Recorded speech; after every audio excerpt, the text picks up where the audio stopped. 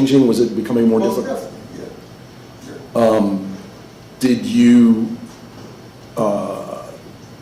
have any fear about going around town in different places? And No,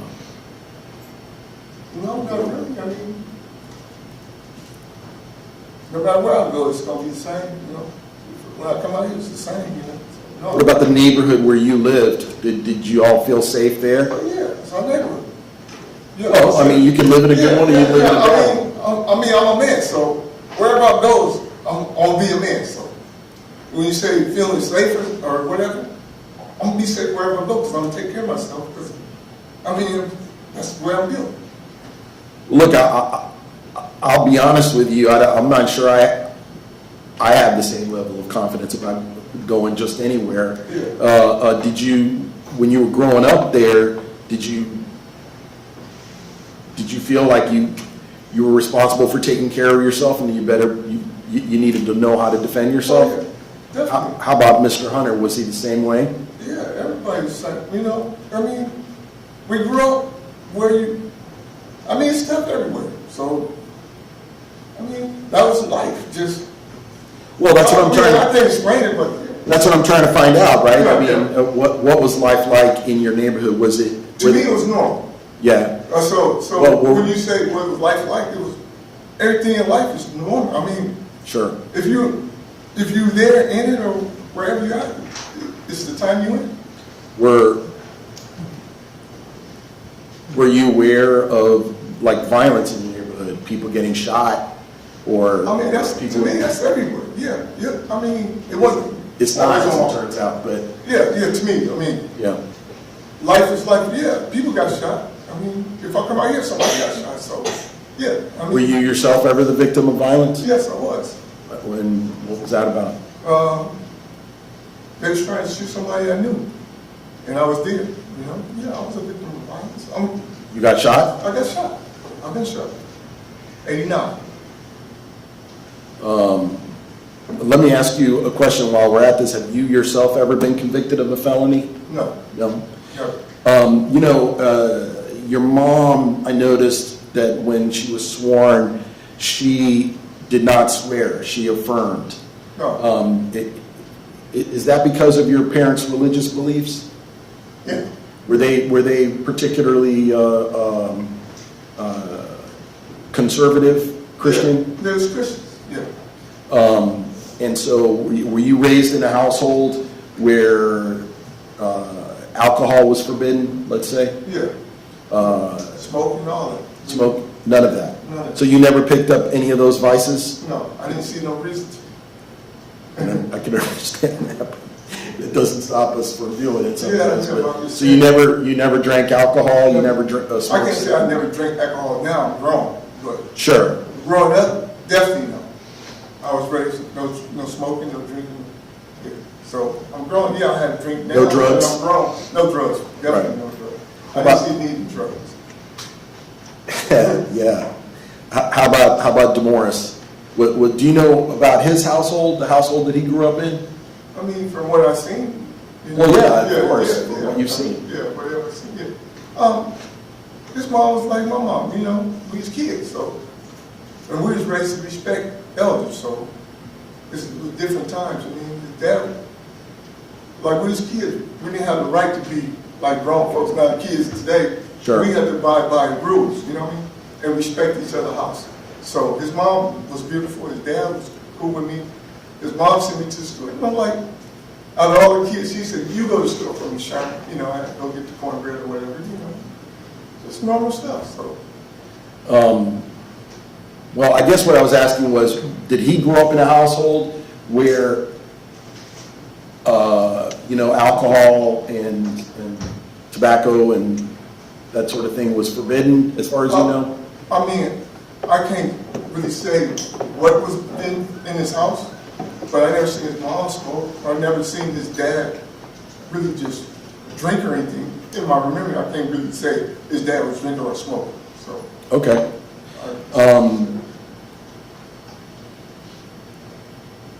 So while the two of you were growing up, would you say that you were good friends? Yeah, I'm sorry. And did you, at that time, know Demorris to be, violent or dangerous or a person who sought out conflict? No, never. Demorris never go looking for trouble. I can tell you that, personally. Never, Now, if you bother me, yeah, we're going to defend ourselves. That's how we work. That's how you both were raised? Yeah, in our neighborhood, we don't look for trouble, but, people in the neighborhood, if they bother you, you're going to protect yourself. I'll say that. Right. Now, both of your parents talked about Demorris coming over their house. Right. Was that a pretty regular thing? Yeah, he's from the neighborhood, he came to the house, he's like family, so yeah. Well, both of your parents said that at some point he started referring to your parents as mom and my pop. mom just like, I love my mom. My mom loved him just like, my mom and dad loved him like a brother. He's like a brother, you know what I mean? So, respectful, because if he wasn't respectful, he wouldn't come to my mom's house, period. Yeah, that came across from your dad. Yeah, and my dad didn't play. Your dad? And my dad liked straight shooting, and he was a straight shooter. So, that's, as far as I'm concerned, that's what it is. Your dad comes across as somebody who doesn't take any mess from anybody. He don't. Right. He raised us, and, I respect that. Now, at some point, that Mr. Hunter ended up getting in trouble with the law and going to prison, right? And you would have been, what, maybe 17 years old when that happened? Yeah, I was 17. Do you remember this happening? I don't remember it happening, but I did hear about it. I never really got to the bottom of what he went to prison for because we were teenagers now. He was doing this thing or whatever, and I was going to school, whatever. You get older, you start. Sure. But we was friends. We was always friends, though. Yeah. I don't know exactly what happened, but I knew something happened. Is it fair to say that by this time, and where I guess we're talking about the early 80s or so, that drugs were in your neighborhood and it was becoming more violent? Yeah. And you had to be vigilant to take care of yourself and defend yourself? That's from ground up, from kindergarten, to right now. So, yeah, sure. I would say that. So he was out of your life for a number of years. When he went to jail, do you remember how long it was? Probably 15, something like that. 15 years. Did But we always stay in contact. You stayed in contact with him when he was locked up? Yeah, always. To this day, always. And did you see him when he got out? Yeah, most definitely. What was the first time you saw him after he was released? I picked him up when he got released. You picked him up from prison? I picked him up from prison. Yeah. And took him to his grandmother's. And his dad was there. His dad didn't even know he was released. He was shocked. His dad answered the door. And matter of fact, he was like, hey, yeah, so yeah. You would have been in his 30s by then? Yeah, I said we was 30s. I had a family by then, so yeah. You had already got married, started having children? Kids, yeah. Tell me a little bit about that. Like, how long have you been married? 36 years. You got a long ways to go to beat your folks. Yeah. And how many kids? I got 2 kids, 3 foster kids. Really? I don't think you'd ever told me that. Yeah. 3, okay. When Mr. Hunter got out of prison and you went and picked him up, took him to his folks' house, did he go to visit your folks at any time? Yeah. We visit his folks. We visit my parents. You know what I mean? Yeah. And did your parents change anything about the way that they treated him? No, he family to us. So he came in, everybody greeted him like, Was anybody, anybody hesitant about bringing someone who had gone to prison for violent crimes? No, they don't even see in their midst? Yeah, no. Even my kids, to this day, they don't see me like that. You know what I mean? Right. Yeah. You saw a different side of him? Yeah, different side. from what they say of him and what we know of, what I know of him, it's like two different people. Now, at some point, he moved away from Oakland, California? When you say some point, Well, I don't want to put words in your mouth in terms of what years that would have happened, but I'm saying at some point after he got back from prison, and now obviously Yeah. he moved away from Yeah. Oakland, California. Did you still keep in contact with him then? yeah, pretty much. Were you living in Oakland still, or did you at some point move away from Oakland? I moved away from Oakland. Where'd you move to? First I moved to Concord, then I moved to Indiana. First you moved to? Yeah, first, when I left Oakland, I moved to Concord. Could you spell that for the court reporter? Concord, C-O-N-D-E-R. Condor. Concord. Condor, okay, I'm sorry. I've never heard that one before. Yeah. You moved to Condor, and then you moved to Then I moved to Pittsburgh. I bought a house in Pittsburgh. Pittsburgh? Pittsburgh, California? Pittsburgh, California. Never heard of that either. All right. Okay. Then from there, I bought a house in Pittsburgh with my family. Then I bought a house in Antioch. In Antioch? Yeah, Antioch. Like from the Old Testament? Yeah, Okay, and that's where you live now? that's what I live in. And that's in California too? That's all in California.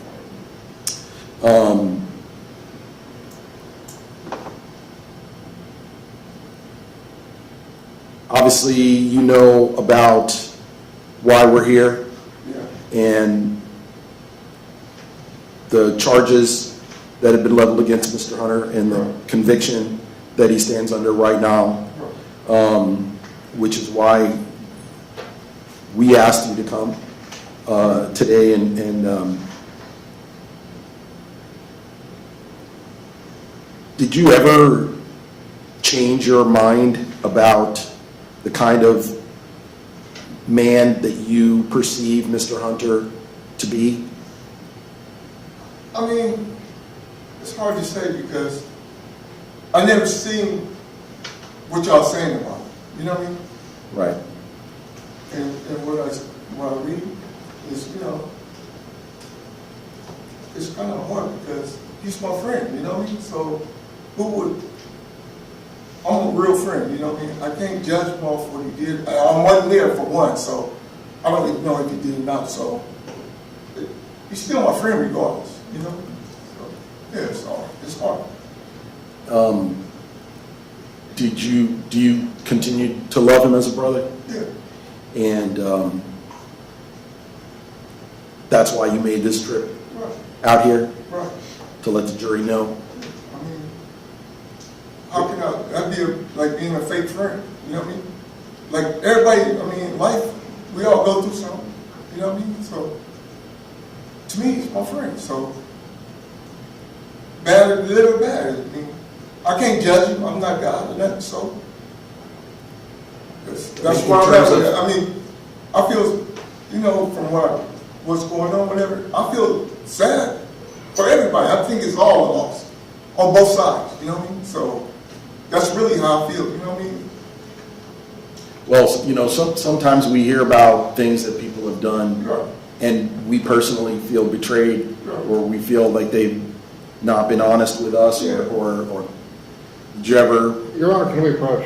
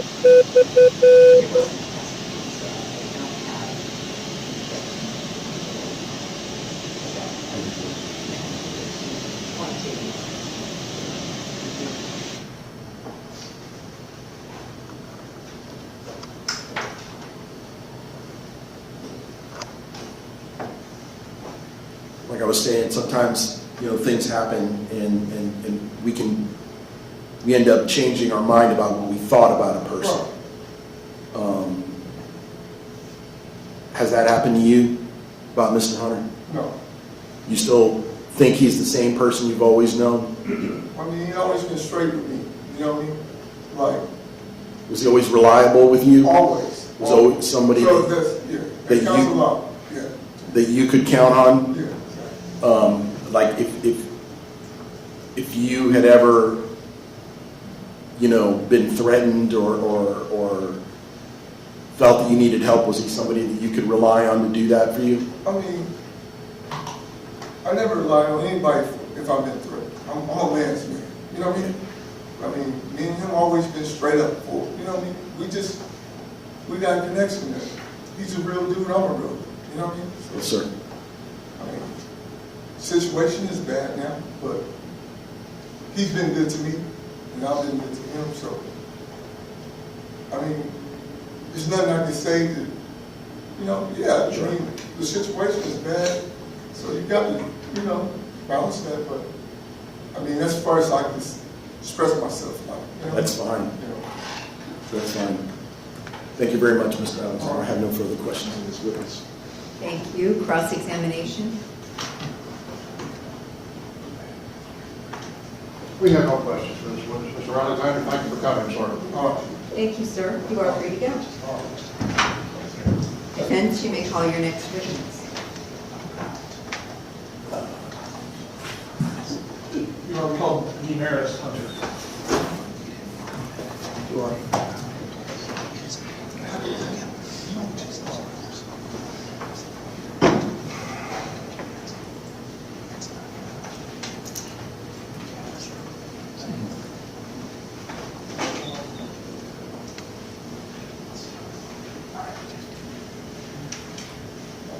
May you please raise your right hand and be sworn?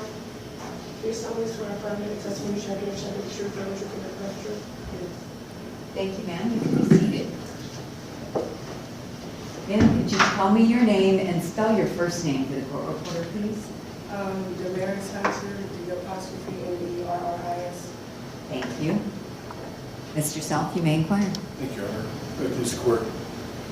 Ms. Hunter, can you tell the ladies and gentlemen of the jury how old you are 25, and where do you currently live?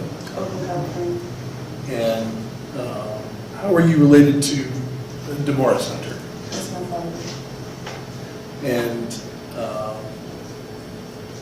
you don't have any memories of your father outside of the times that he's been in jail, correct? Correct. And you have a daughter? Yes. And how old is she? She's 6. And what's her name? Elaine Marie. And do you have any recollections of visiting your father when he was in jail in California? I was like 4 or 5 the last time I saw my father. Do you continue to have a relationship with him while he's in jail via correspondence or calls or cards? Yes, letters, phone calls, no visits, but letters and phone calls. And does your daughter have a relationship with him also that way? Yes, they told me on the phone. Okay. What does your daughter call Mr. Hunter? Her grandma. And that's how you've had to build your relationship through those correspondence and phone calls and birthday cards. Yes. Do you love him? Yes, I will. Do you have a relationship with him? Yeah. Would you like to continue to have a relationship with him? Yes.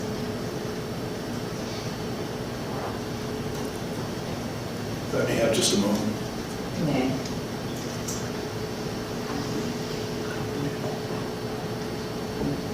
No further questions, Your Honor. Thank you. Cross-examination. No questions, Your Honor. Thank you, ma'am, for coming. May this witness be excused? You are free to go, ma'am. Thank you.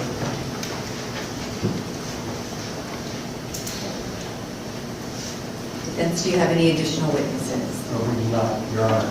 That's right. All right. Ladies and gentlemen, I need to take up some matters outside your presence. I'm going to give you a 15-minute recess at this time. Do not discuss the case among yourselves. Don't discuss it with anyone else. Do not do any independent research while you're away from us. And I will see you back in about 15 minutes. That's what sure. Are you executive?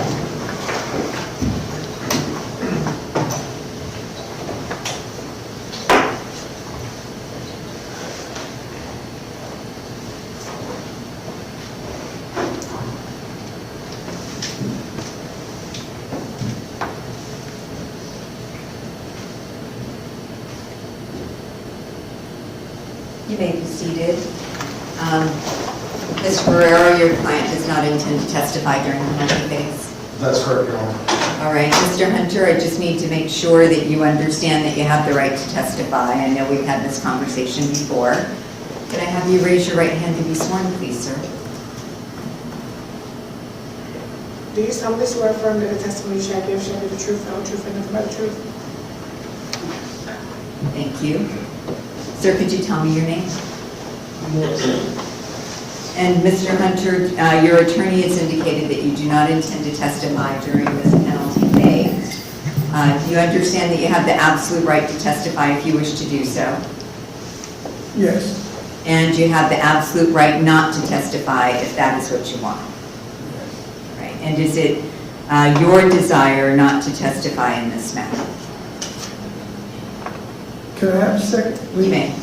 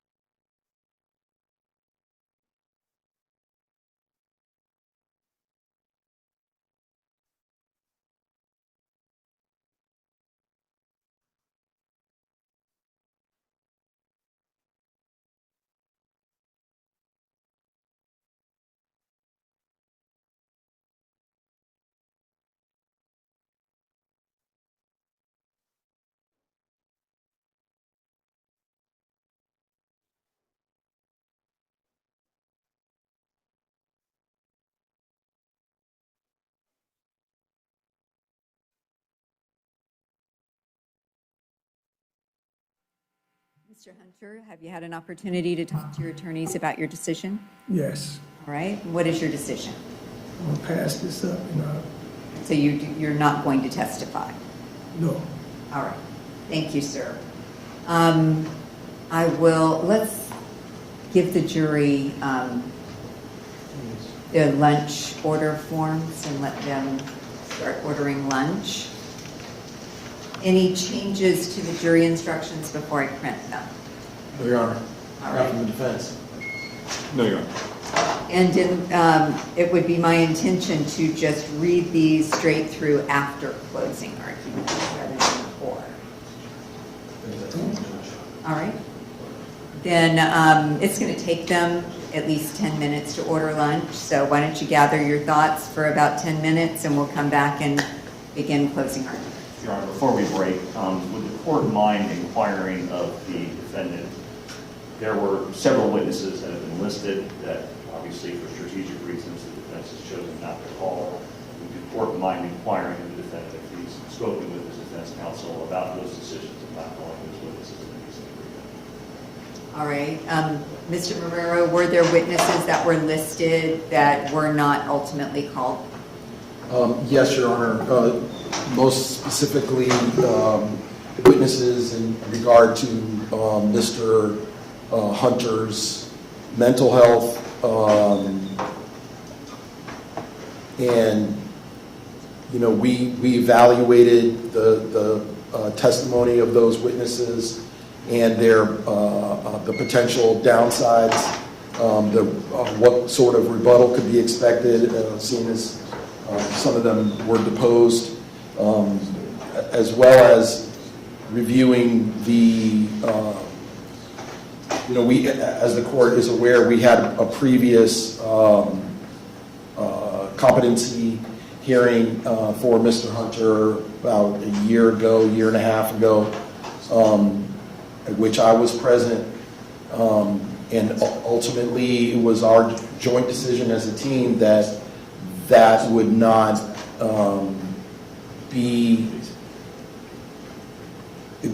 productive, it would not be valuable for Mr. Hunter to proceed with that defense, given several liabilities which I would rather not put on the record. Gotcha. All right. Mr. Hunter, did you have those discussions with your defense team with regard to calling those witnesses? I'm discussing it now. All right. I'll give you a few minutes while I go copy jury instructions and we'll come back and address it. So we'll be back in 10 minutes.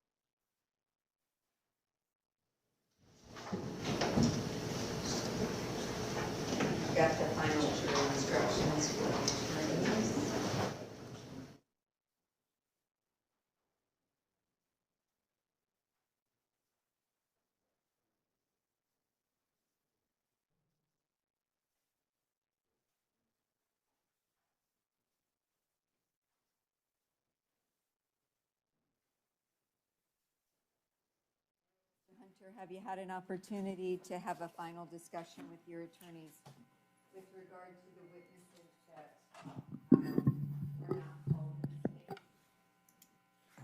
Yes. And are you satisfied with the decisions that have been made with regard to not calling those witnesses? No, I'm not satisfied, but I understand. All right, tell me why you're not I'm not satisfied. satisfied by a whole lot of stuff, but we need to move forward. All right. We need to move forward. Do you understand the reasons that the attorneys have strategically decided not to call the witnesses? Some points. All right, and do you disagree with other points? We're going to move forward, so I'm not to hold your court process up what's going on in court right now. I know things is not as I perceive them, as I see them. It's realities in front of me right now, but yeah, okay, we're going to move forward. All right, good enough. Let's, It's still filling out the... they're still filling out the lunch order form, so as soon as they're done with that, we will begin with closing arguments, and I believe the state gets one shot, the defense gets one shot, and then I read the instructions. Yes, Your Honor. That's correct, Your Honor. All right, thank you. I just have a question. If I'm going to use the, I don't get it.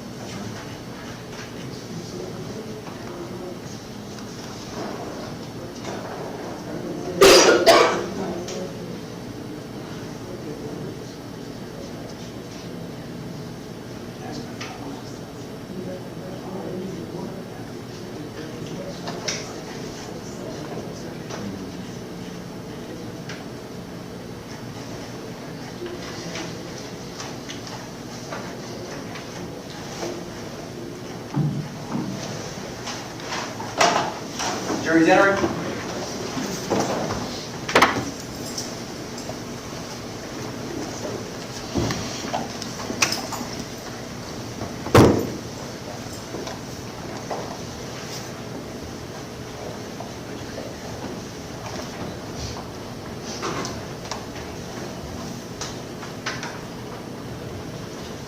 You may be seated.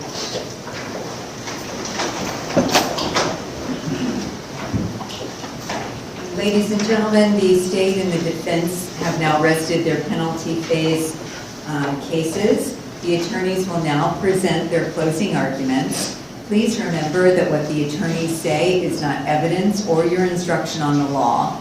However, do listen closely to their arguments. They're intended to aid you in understanding the case.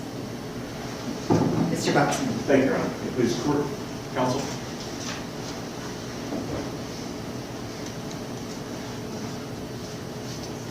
Ladies and gentlemen, I don't start my closing argument by telling you good morning, because it's never a good morning when the state of Florida has to stand in front of a jury and ask that jury to recommend a sentence of death on a fellow citizen for a crime he committed. But that's exactly what I'm going to be asking you to do. Sometimes people are required to make hard choices, and though the choice is hard, it is the correct one. And that decision and that choice should be made based on the facts and law of the case, and the circumstances surrounding the case. The facts and law are what dictate justice. It is those things that make our justice system work, and that's what makes the justice system uniform and not the product of one person's whim or emotion. But rather, justice is the product of a careful analysis of facts and circumstances and how those facts and circumstances fit into the laws that we have all agreed to live by. You heard some people in jury selection say, look, I don't care what the evidence says. Me personally, I cannot vote for the death penalty. And that's okay. I respect those people's honesty and their integrity, because if they hid that information from the parties, this system would not have been fair. This trial would not have been fair. Each of you swore that if you felt the aggravating factors outweighed the mitigating circumstances and you felt that that penalty was appropriate, that you could in fact vote for the death penalty. We are asking you as the state of Florida to do just that, because the facts and the circumstances and the law support the death penalty as the appropriate sentence in this case. The easiest decision might be to go back in the deliberation room after we're all done and say, look, let's just give this guy life and go home. But ask yourself, is that justice based on the facts and circumstances of this case? Is that justice based on what the defendant did to Theresa Green? Is that justice considering that the defendant has already been convicted of another first-degree premeditated murder? As I said, sometimes the right decision is not the easy one. The instructions that the judge is going to read to you in a few minutes, and you've heard very similar instructions when we were doing jury selection, but they're going to give you a detailed process that allows you to go step by step using the evidence, reason, and logic to reach your conclusion. I expect the defense will tell you this several times, and while it is true that your decision as to the proper sentence in this case is an individual determination by each of you, I don't want anybody to think that that means you're not supposed to go back to the deliberation room and actually deliberate. The law requires you to talk and deliberate and discuss the evidence with each other. Our jury system is so wonderful because we bring people from different backgrounds, different upbringings, different lives, different things that you've experienced throughout your life, and we put you together to talk about and resolve important matters. And it is that discussion and that exchange of ideas and opinions and interpretations of the evidence that makes the ultimate decision well-reasoned and well-informed.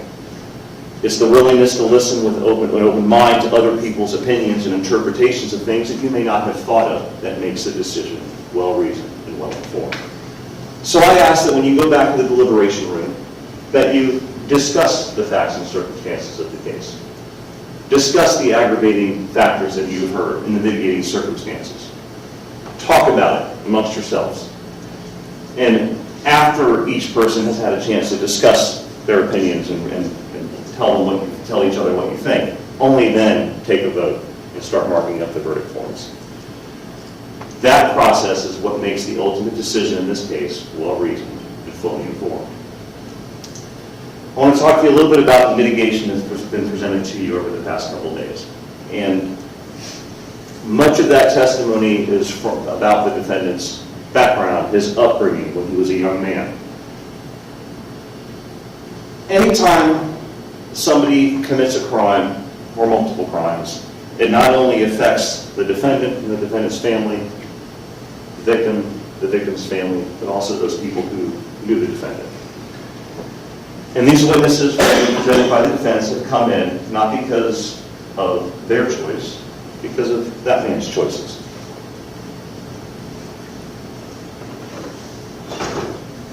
Listening to their testimony over the past several days, it sometimes may become easy to put in the back burner or forget about what really brings us here, and that is the murder, the heinous, atrocious, cruel murder that this man committed on Theresa Green. And that's why we're here.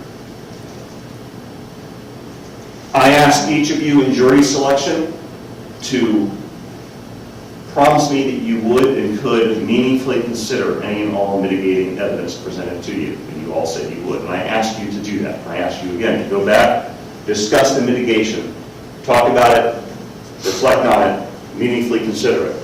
But I submit to you that when you do that, the mitigating evidence that has been presented to you deserves no weight. The defense's mitigation consists primarily of friends and family members of the defendant, some who have had really no contact or limited contact with the defendant for over 40 years, coming in and telling you when they knew him, the person they knew years ago, he was a good guy. Those people seem like very nice people. There's no question about that. I mean, you heard from Sherman Alexander this morning, 3 foster kids, 2 of his own children. He's doing well in life. And some of those witnesses, especially the Longs yesterday, it was difficult to listen because they became teary-eyed. They became upset because their loved one, no one wants to see their loved one in this position. But again, they are not here because of your choice or their choice. They're here because of Mr. Hunter's choices. Not only his decision to murder Theresa Green, but his decisions that he's made throughout his life to hurt other people as well. Some people that you heard, some of the mitigation witnesses you heard, knew him 40 years ago and had limited conversations with him, limited interactions, if any interaction. When he was over at the Alexander's house as a kid, you heard that he was respectful. He acted right. He followed the rules. So we know he can follow the rules. He can be respectful. He can do what people do if he chooses to do so. Sherman Alexander was raised in the same neighborhood as the defendant. Sherman Alexander has no felony convictions. Sherman Alexander hasn't killed 3 people. Sherman Alexander was raised in a similar household. He said, look, his parents, the defendant's parents, were similar to my parents. Sherman Alexander still supports his friend. He is a true friend, and regardless of what the defendant has done in his past and done in this case, Sherman Alexander still supports him like a friend probably should. Some people said the defendant, when he was young, was nice, was funny, was respectful. I submit to you, ladies and gentlemen, being nice does not mean that a life sentence is appropriate. Being nice when he was a teenager to an elder does not mean that a life sentence is appropriate in this case. I believe one of the Longs said yesterday that he took care of his daughter, that she watched the child when the defendant went and got Pampers. Well, ladies and gentlemen, I submit to you, that's what a parent does. That's what every parent should do and is legally obligated to do. Because the defendant did what a parent should do for his own child does not mean a life sentence in this case is appropriate. It is interesting that I don't think any witness knew about the defendant's prior violent criminal history. They may have known he was in prison and he did something bad, but none of them knew any of the details. The person they may have known 40 years ago is clearly not the man that this man has become. They clearly did not know the true side of the defendant, the violent side, the side that time and time and time again chose to hurt people. They knew the person that the defendant chose to show them. They knew the person that the defendant was as a child. Alfred Costa testified yesterday that the defendant came and lived with him in Houston, lived with his house, and then he moved into Alfred Costa's grandmother's house. Mr. Costa didn't know that the reason he went to Houston was because he was fleeing because he murdered Aurora Huntley in California and then murdered Theresa Green here in Orlando. Mr. Costa did not know that the defendant was a fugitive of justice from 2 murders. The witness's knowledge and impressions of the defendant are at best incomplete. Ask yourself, how much weight do you give their testimony and their opinions and their impressions of the defendant, especially when they're based on their impressions, really about 40 years ago, especially when their opinions and their impressions are based on half the story, not the story of the defendant's criminal acts. Simply because there are some people in the defendant's life who, again, based on decade-old impressions, say they love him, does not mean that the death penalty is not warranted in this case. Everyone can find somebody in their past to come in and say, when I knew him, he was a great guy, I loved him. That doesn't mean the death penalty is not the appropriate punishment here. The witnesses that have testified didn't know the details of his prior crimes. They didn't know the details about how he killed 2 people before killing Theresa Green and how he hurt 3 others by shooting them. They didn't know about the pain that he has caused other families because of his choices and his decisions. If they did, you think they would have said the same thing about the defendant. You think their impressions may be different. There's no doubt the defendant has people who love him, but it is also clear that the defendant's history of choices that he has made not only hurt his own family members, but also the friends and family members of the people that he has hurt, like the Butlers, like Octavius Hayes, the son of Theresa Green. I stressed in jury selection, please go back and consider this mitigation. Please do. After you do it, I submit to you that the mitigation presented by the defense and the opinions of these friends and family members, many of whom are really uninformed about the defendant's true character, should be given no weight at all. I want to shift gears and talk about the aggravating factors that the state has presented. Like we talked about in jury selection, and like the judge will read you, aggravating factors are factors that increase the gravity of the crime or the harm to the victim. They are factors that make this first-degree murder of Theresa Green more egregious than other first-degree murders. The state only has to prove one aggravating factor beyond a reasonable doubt for the death penalty to be an appropriate sentence. Here the state has presented 2. Your first decision is going to be to determine if the state has proven those aggravating factors to you beyond a reasonable doubt. If you find that the state has proven an aggravating factor, that factor then goes on your weighing scales to determine what the proper punishment should be. First aggravating factor the state has presented to you is that the murder of Theresa Green was especially heinous, atrocious, or cruel. And this addresses from the victim's perspective, from Theresa Green's perspective. And notice the word or. Mr. Nunley told you in an opening statement that it is not and. The state doesn't have to prove that the murder was especially heinous, atrocious, and cruel. It's or. So if the state has proven any of those 3 modifiers, then that has been proven. I submit to you the evidence in this case has proven all 3. This aggravating factor, again, focuses on the victim's perspective and how she was feeling, the pain and suffering that she endured before she eventually died. The judge will tell you that heinous means extremely wicked or shockingly wicked. Atrocious means outrageously wicked and vile. Cruel means designed to inflict a high degree of pain with utter indifference to or even enjoyment of the suffering of others. The kind of crime intended to be included as especially heinous, atrocious, or cruel is one accompanied by additional acts that show that the crime was conscienceless, pitiless, and was unnecessarily torturous to Theresa Green. For this aggravating factor to apply, the state has to prove that the victim at the time that she was being killed was conscious. Because if she was unconscious, she would not be aware of what was happening to her. She wouldn't be experiencing any kind of pain and suffering because she's unconscious. So what evidence do we have to show that Ms. Green was in fact conscious at the time the defendant was murdering her, was strangling her?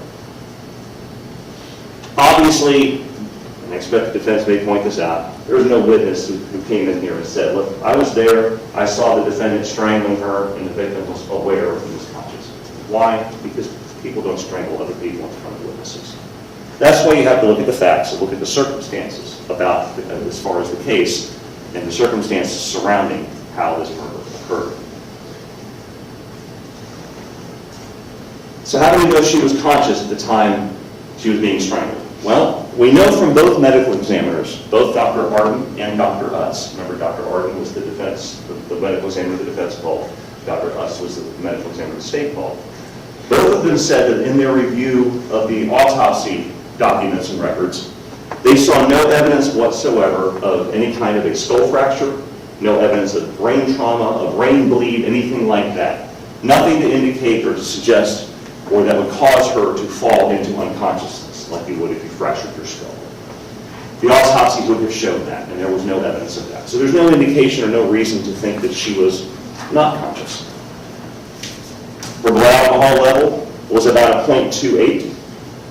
Again, we know from the testimony of the medical examiners that that number is likely artificially inflated. Why? Because she was undergoing decomposition. And during the decomposition process, we know that the bacteria in the body cause fermentation and cause alcohol to be produced. How much? We don't know. That is undetermined. But witnesses said she was impaired. But keep in mind, ladies and gentlemen, when her and the defendant tumbled down those stairs that night in that hallway, testimony of 3 witnesses, Joseph Butler, Joyce Butler, and Lisa Moore, all told you when she got to the bottom of the stairs, she stood up and she walked up that flight of stairs, step by step. No one had said that they had to carry her or she was so impaired or so out of it they had to pick her up and drag her up the stairs. She walked up there on her own. So ask yourself, how truly impaired was she? And I submit to you that even if she was impaired, when the defendant has his hands wrapped around her neck, that fear, that adrenaline is going to take over. That basic animal instinct of fight or fight is going to take over. She's going to be fully aware of what happened. We also presented to you some physical evidence to show that she was conscious when she walked into that apartment with Demorris Hunter. You heard about the watch that was found. The watch with the defendant's DNA. It was found on the ground, and Octavius Hayes picked it up and put it in the bathroom counter. But you heard that watch was broken. If she would have walked into that apartment, fallen onto the bed, into unconsciousness, why would that watch be broken? We know that the band wasn't broken when she fell down the stairs because it was still on her wrist and it ended up being in her apartment. No one said they saw her pick up this broken watch, broken inside the house. That is indicative of a struggle. That is indicative of Ms. Green being conscious and being aware during a struggle. We also have evidence of that hole in the wall that Octavius said wasn't there earlier. Again, that is evidence of a confrontation or an altercation inside that apartment after they entered that apartment. If she would have walked into that apartment, fell onto the mattress, fell into unconsciousness, why do we have a hole in the wall? The hole in the wall is because there was an altercation, which showed she was aware and conscious. There could be an argument, maybe she walked in there and she was so drunk she fell into the wall and caused that hole to happen. Well, if that were the case, and that's all that we have, don't you think the defendant would have maybe called 911 or called for help if she was that bad off and fell into the wall? We know that didn't happen. And to believe that happened, you'd have to ignore all of the evidence of the strangulation, the hemorrhage, and the highway burn that we've all heard so much about. The evidence on her neck. Which brings me to the physical evidence on her body. The injuries to her neck show that she was conscious during the strangulation process. She was conscious when the defendant had his hands wrapped around her neck and was squeezing the life out of her. Dr. Utz The defense, I'm sure, will point this out to you as well. Dr. Utt said, look, I can't tell you with any possible doubt whatsoever that those are fingernail marks, but they sure look like fingernail marks to me. And you have to, again, look at the facts and the circumstances surrounding this case to determine what causes those marks. When you do that, the only reasonable interpretation is these marks were caused by fingernails. Look where they are. They're in the exact place where they would be on her neck if he has his hands around her neck, squeezing. Can we tell you, can Dr. Utz tell you, are those fingernail marks from the defendant or from the victim? We don't know. But in either scenario, the presence of those marks and how they appear show that she was conscious and she was aware of what was happening when she was being strangled by that man. They're not just 4 marks in a row, 4 simple marks. If she was unconscious and the defendant decided to then strangle her to death, she's not, if she's conscious, she's not resisting. If she's unconscious, you squeeze, you hold, you squeeze until she's dead. Here, we see chaotic pattern of marks. We see multiple marks in different locations. What does that indicate? It indicates that he is squeezing and releasing and squeezing and releasing and moving his grip around to cause these additional marks. Why? Because she's conscious, because she's aware, and because she's fighting and struggling and thrashing.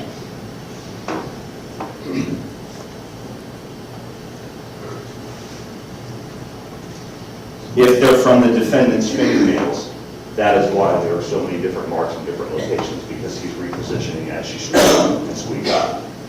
If these marks were from the victim's fingernails, well, we clearly then, it's obvious that she would be aware and conscious, because what she would be doing is reaching around her neck, trying to fit her fingers between his hands and his fingers around in her neck, to try to pull his hands off of her neck, to try to stop the strangulation from happening. And in that process, she is causing those marks on her own neck. And you saw they're on both sides. She's trying her best to pull his hands away from her neck over and over again until she is no longer able. That's why there are multiple sets of marks like that. So regardless of whether these marks are caused by the defendant's nails or the victim's nails, both scenarios show that the victim, Ms. Green, was aware, was conscious, and was fighting. Fighting to survive. Because we know she was fighting to survive and struggling, we know she was aware, we know she was conscious, we know she was understanding what was happening to her. She was aware that the defendant, her boyfriend, is somebody she supposedly cared about, was wrapping his fingers around her neck, around her throat, and squeezing. That fear would have been unbearable. Second by second, minute by minute, she's looking straight at the face, straight in the eyes of that man as he's putting that pressure and squeezing the life out of her. Eventually, she would start to drift in and out of consciousness, and she would still fight and thrash and struggle. And as she would loosen, the defendant would loosen his grip because she's struggling and fighting. That blood would go back into her brain to cause her to remain conscious and remain aware. Common sense tells you during that process, she would have panicked. As she struggles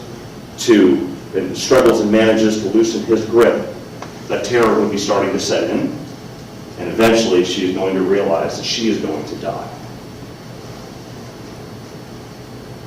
She struggles until she can't struggle anymore. She can no longer thrash, she can no longer fight. Only then does she thankfully drift into unconsciousness. Only then does her awareness of this horror end. Only then does her pain and does her suffering and does her sheer terror stop. And as the defendant continues to strangle her, only then does she die. Ms. Green wasn't shot in the head. Ms. Green didn't have an immediate death or an instantaneous death.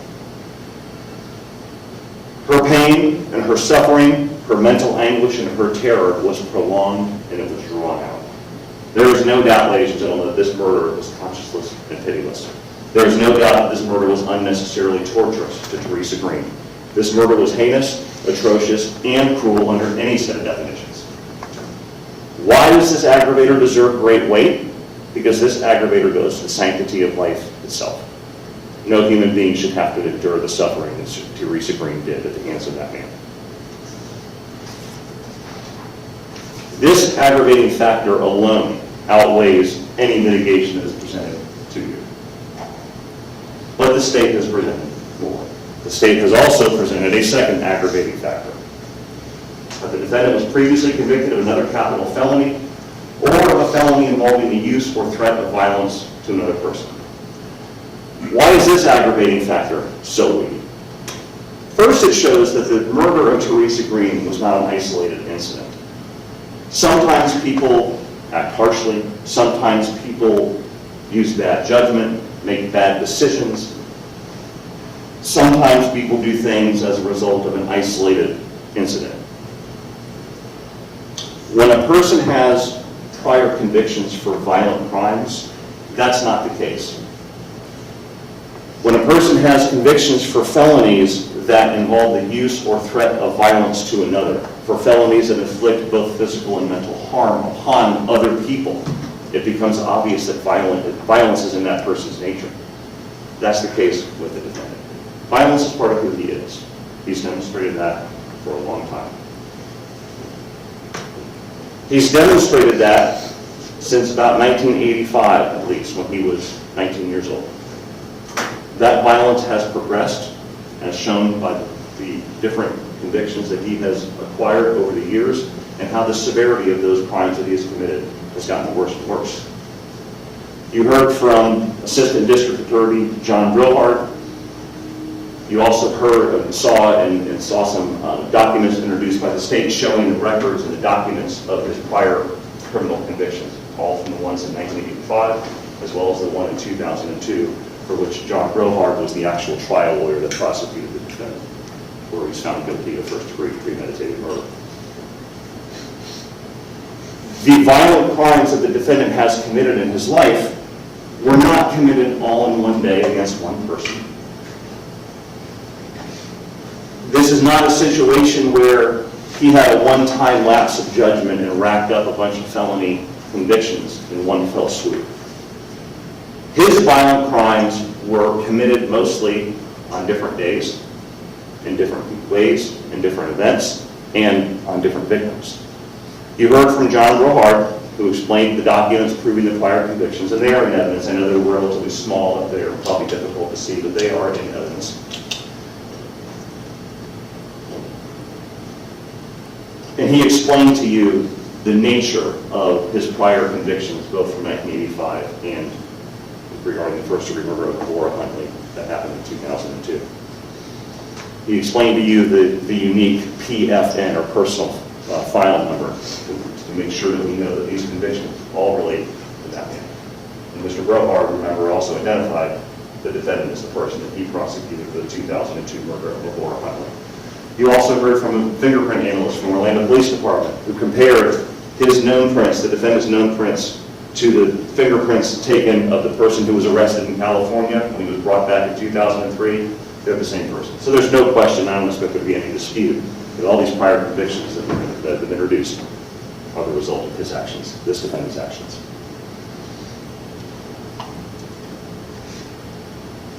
The defendant's decision and choice to begin committing violent crimes began around 1985. And you heard that on January 6th of 1985, the defendant was convicted, this is when the offense happened, but he was later convicted of voluntary manslaughter with a firearm on victim Cesar Guzman. In that same event, on that same day, he was convicted of assault with a firearm with victim Jorge Hernandez because he pointed the gun at Jorge Hernandez with the apparent immediate ability to carry out that threat.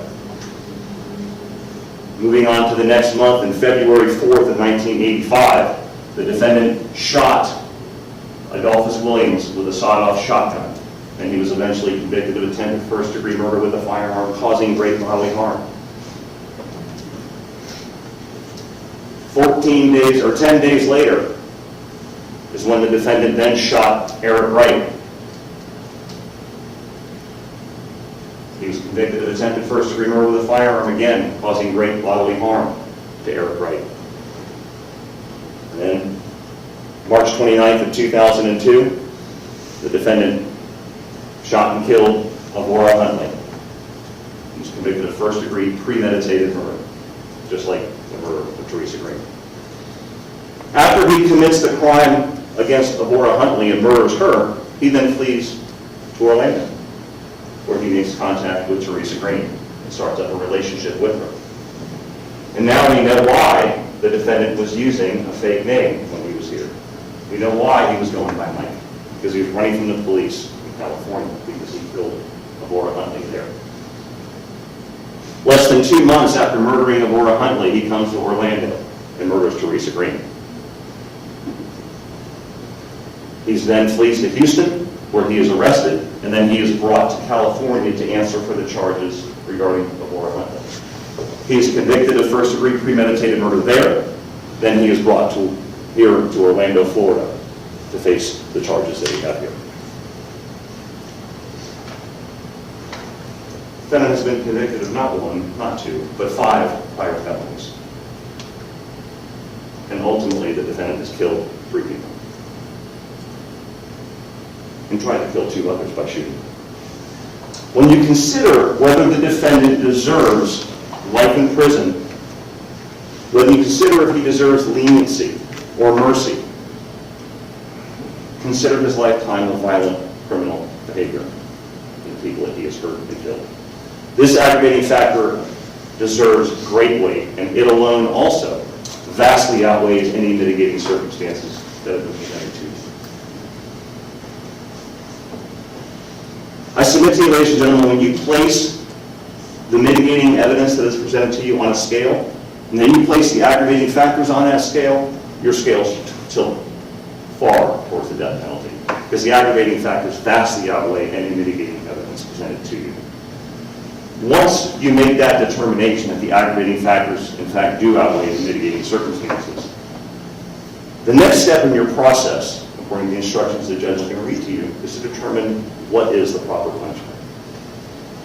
I expect the defense will tell you several times that the law never compels or requires you to vote for the death penalty. I told you that in jury selection, that's a given. But what you do know is there are about 9 pages of instructions that you either have been given or are going to be given, and the judge is going to read to you, that will walk you through and guide your decision-making process. After listening to the evidence and determining that there are very weighty and sufficient aggravating factors, and those aggravating factors outweigh the mitigating circumstances, that logical and reasoned moral judgment should be that a life sentence is not warranted in this case.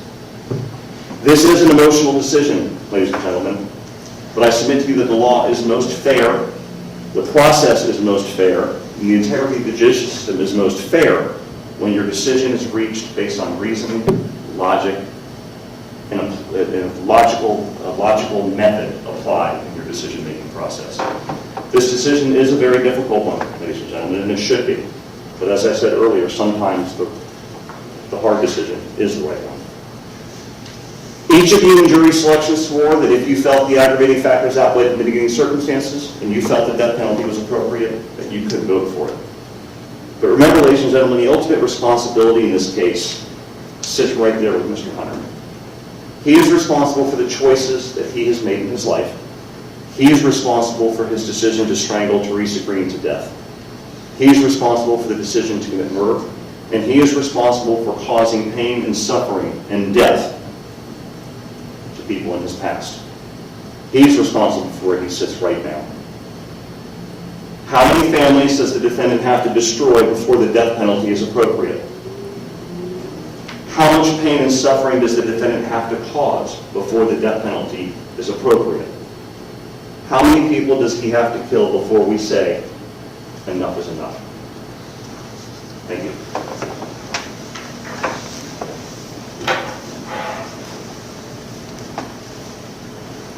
Mr. Self.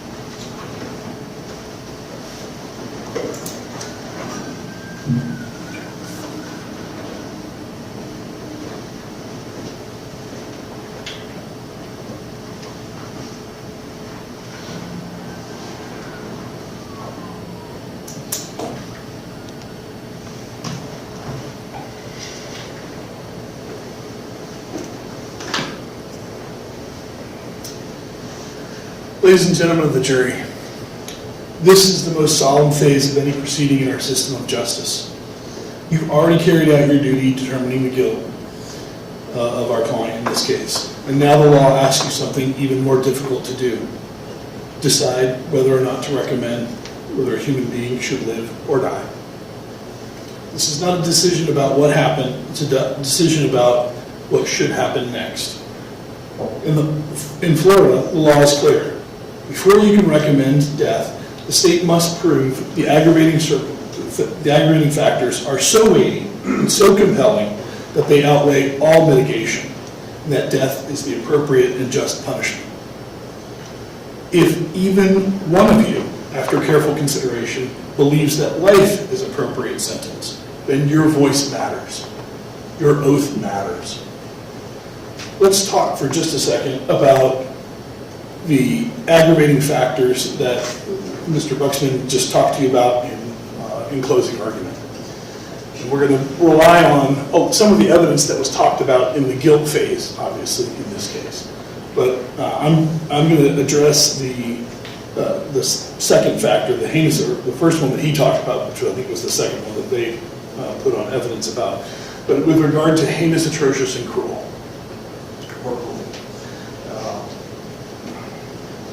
We believe that you will be provided jury instructions. So between the two areas that I've marked on this page, that talk about first-degree murder was especially heinous, atrocious, or cruel. Heinous means extremely wicked or shockingly evil. Atrocious means outrageously wicked and vile. Cruel means designed to inflict a high degree of pain with utter indifference to or even enjoyment of or the suffering of others. Leave this here for just a second while.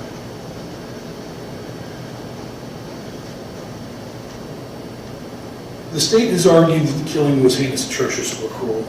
Those are powerful words. Words meant to evoke something beyond the already terrible reality of a homicide. But not every tragic death meets that legal standard. The law requires something more. The law requires that heinous be extremely wicked or shockingly evil. Atrocious be outrageously wicked or vile. Cruel means designed to inflict a high degree of pain with utter indifference to or even the enjoyment or suffering of others.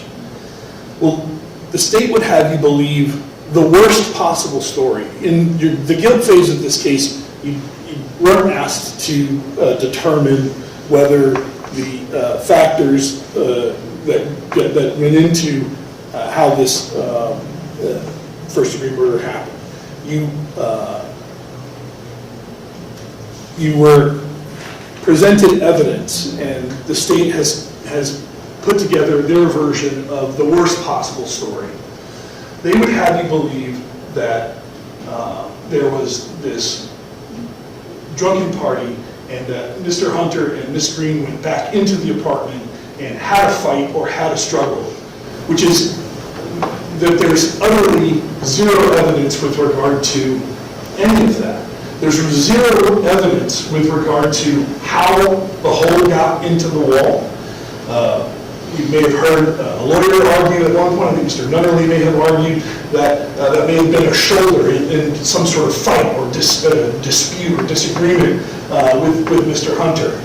If you look at the height of that hole, the height of that hole is specific to where the bathroom door catch is. And there are photographs that are placed into evidence that suggest that it starts at about 24 inches off of the bottom of the ground and goes to about 36 inches off the ground, which is right about where the door handle catches into the bathroom, which is right about the same level as somebody's bottom or backside, right? It's not the height of the shoulder. Miss Green was 5'5" tall, which is over 60 inches. If you discount the height of her head, which is another foot, then you're talking about to be shoulder height to be pushed into the wall would have to have been somewhere between 45 inches and 55 inches high up onto the wall. There's no evidence that Theresa Green was ever pushed into that wall. There's no evidence that Mr. Hunter was pushed into that wall. There's no evidence that Mr. Hunter was in the apartment in the first place, with the exception of his DNA on the blood on the watch. Now, what's more likely, using your common sense, did the watch get broken when Theresa Green fell and tumbled down 14 steps from the top to the bottom? Or during some fictitious argument for which there is no evidence that a watch was broken during an argument? It makes no sense. It defies common sense. So this version of stringing together a hole in the wall and a broken watch, there's absolutely no evidence with regard to any of the state's theory about heinous, atrocious, or cruel. You heard or saw the medical examiners, both Dr. Utz and Dr. Arden, testify with regard to the photographs that were shown. Both agree that there is some sort of hematoma or bruise on the back of her neck. Again, what's more likely that hematoma or bruise occurred during a fall and a tumble down 14 steps? They both indicated that they did not believe that had anything to do with strangulation or evidence of strangulation. Once again, there's no evidence of Mr. Hunter's DNA or fingerprints on the body. There's no evidence of Mr. Hunter's DNA underneath Ms. Green's fingernails. There's no evidence of her own DNA underneath her fingernails, meaning that whatever the state's version of the scratch marks, and there were numerous of them, far more than 4 fingers. Does someone have 10 fingers on a hand that would cause that? Or is it more likely that scratching that took place there was a result of a tumble or a fall down 14 stairs over carpet, over concrete, to the bottom landing? Or, as Dr. Arden testified, he believed that was evidence of slippage, the skin slippage, because of the way that the body was placed into the trunk and the pressure, as you see the photographs of her face out of the closet, some of the slippage of the skin in that location, that also occurred on that side or that portion of the neck. And Dr. Arden testified that he did not believe that any of the other evidence in the surrounding areas would support evidence of strangulation. Dr. Utz agreed that it could have been from a fabric, could have been from some other abrasion, but it was his ultimate opinion that he believed that there was evidence of strangulation.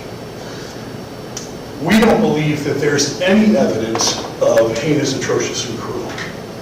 Going back to Ms. Green's blood alcohol level, it's very important to understand that at a 0.288, there was testimony by Dr. Arden, I believe Dr. Utz may have agreed with this, that the fermentation process that may have taken place doesn't always take place, and they actually have no evidence of it taking place in this case, but that could attribute an additional 0.08 to someone's blood alcohol level. So at a 0.288, we're talking about going to this is math, sorry, but into the tenths, right? The sort of second digit after the decimal place, that 0.08 could have been added. So if you subtracted that out, her blood alcohol still would have been a 0.20, which would have been more than double the legal limit to drive. She clearly was intoxicated. She was clearly intoxicated based on what Mr. Butler testified to. Her drinking, she was drinking Captain Morgan's, and she had been drinking. She drank a whole bottle. Her behavior would suggest that she had been drinking and that she was intoxicated. She slapped Mr. Butler on the way out. She got into an argument. She tumbled down the stairs. All of that is evidence of intoxication. The medical examiners cannot tell you how long it took Ms. Green to die by strangulation.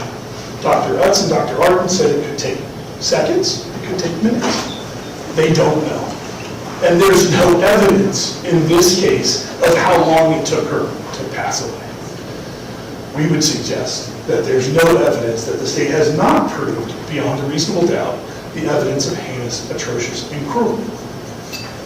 all death is sad, and all death is terrible. But all death is not heinous, atrocious, and cruel.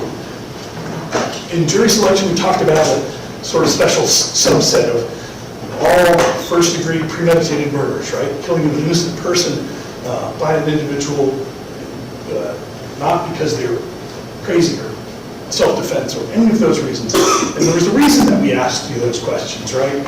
And all of you swore that you could follow the law and follow your oath as jurors, and that you would agree that, as the state mentioned in their closing argument, that if you got the opportunity, or you believe that the aggravating factors outweighed the mitigating factors, and after careful consideration, even knowing that you don't ever have to come back with a verdict in favor of death, that you could. So the possibility that you could do that. You also swore the same to us, or talked about being able to do that as well. So that if the aggravators, even if the aggravators outweighed the mitigators, you still could consider all of the mitigators and give it meaningful consideration, and you still could come back with a life term. So we all stand before you on even footing, asking you to take a look at the actual evidence, not a narrative spun by the state to make Mr. Hunter look like a monster. This is not about trying to demonize an individual so it makes it easier to kill him. This is about looking at the actual evidence in this case and trying to reach a determination about whether or not Ms. Green died in a way that was heinous, atrocious, and cruel. We do not believe that the state has proved that based on all of the actual evidence in this case. Let's talk about the second factor.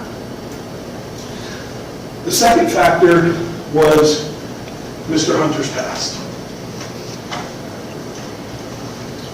These judgments and sentences.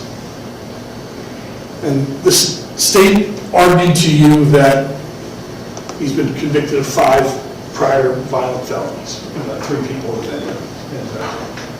But he showed you in that 4 of those 5 circumstances all took place in 1985. January and February and March of 1985. Mr. Hunter was 18 years old in Oakland, California at the time all of those incidents took place. By the way, all of those incidents took place with a firearm. Even the later murder in 2002 took place with a firearm. And obviously, in this case, we're not talking about a firearm. So there's no similarities, there's no consistency of that. Mr. Hunter's not a monster who goes around shooting people randomly. We don't know what the facts, obviously, of the 1985 case are specifically.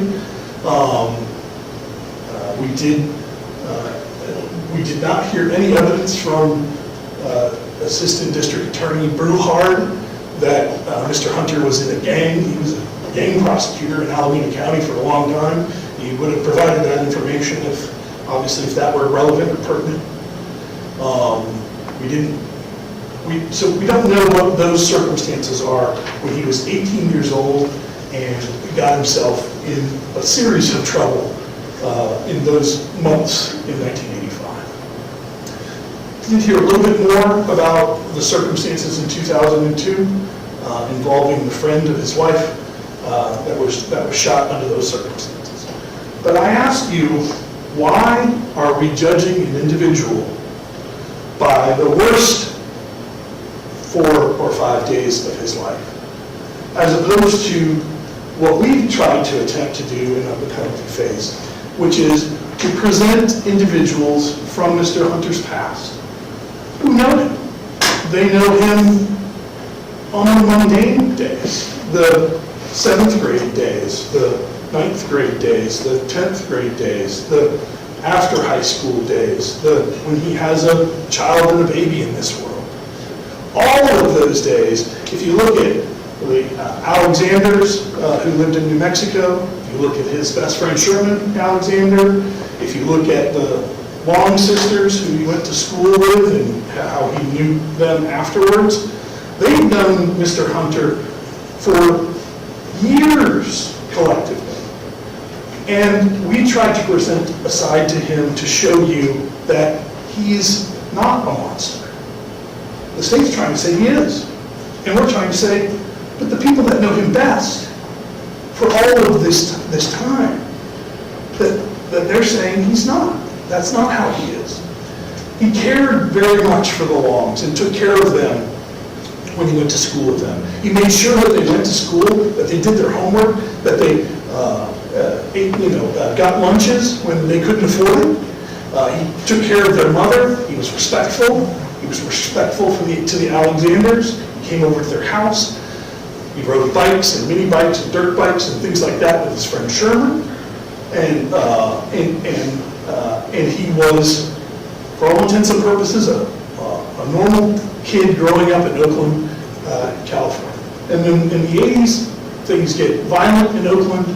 Things take a turn for the worse. The state would have you believe that just because Shermer came out of it without a felony conviction, that he's somehow a successful product of Oakland, California. We would argue to you that Sherman had been shot during his youth in Oakland, and maybe that had some impact on what happened in 1985 with Mr. Hunter in terms of the violence that was taking place in California. And maybe that had an impact on him. Remember, at the end of this case, your decision is going to be between a recommendation of life without the possibility of parole and a death sentence. And what we're trying to say is that, according to the law, life without the possibility of parole is a valid decision and a valid sentence that punishes Mr. Hunter for his actions in this case. He's not a monster. He's not a monster that needs to be put down. We don't need to light torches and create pitchforks, sharpen our pitchforks, because the penalty is going to be appropriate either way. But what we're trying to argue is that there is this other side to him, a human side to him, a friend, a person who cared about the people in his life. You also heard from the Butlers and Lisa Moore and even Octavius Hayes that up until this incident, they never witnessed Mr. Hunter ever be violent or aggressive or angry in any way, shape, or form towards Miss Green. So Mr. Hunter isn't. And so when you have to make the decision as to how much weight to give to the aggravators versus the mitigation in this case, I would argue to you that judging a man by his two worst days, and I'm going to lump those 4 events from January to March as one series of events. But basically, we're talking about two days of his life. 4 days if you actually count them individually. But weighing that against a lifetime of being a good friend, a good son, a good father to his child who he's never seen outside the walls of a prison, still maintains a relationship with her, still corresponds with her, corresponds with his granddaughter. So he is human.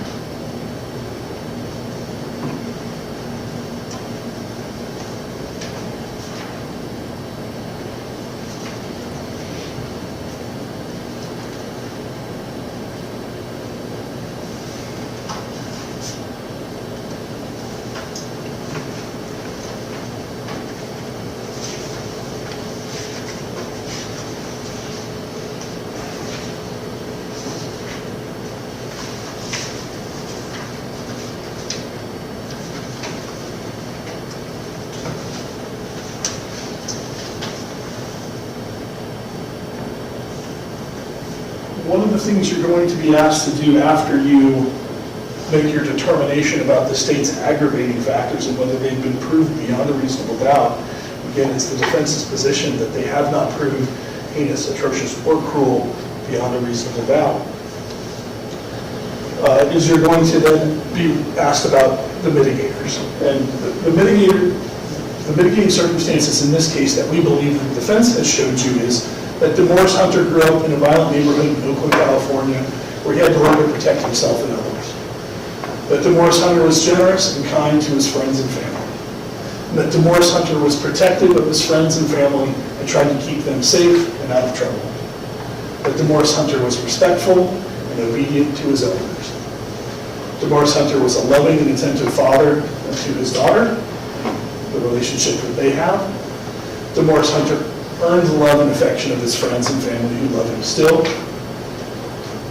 And the existence of any other factors in the defendant's background not mentioned above that would mitigate the imposition of a death penalty. Remember, mitigating circumstances can be anything we've said or done or emphasized, or anything at all, anything that you've heard that you believe is important. And ultimately, again, the state's going to, as the state talked about in their closing, they're going to ask you to weigh the aggravating factors and the mitigating circumstances. And I would argue to you that the mitigating circumstances, the evidence of his life, right, every day, all of those days, even the mundane stuff, who Demorris Hunter really is, clearly outweighs his worst day, the prior convictions.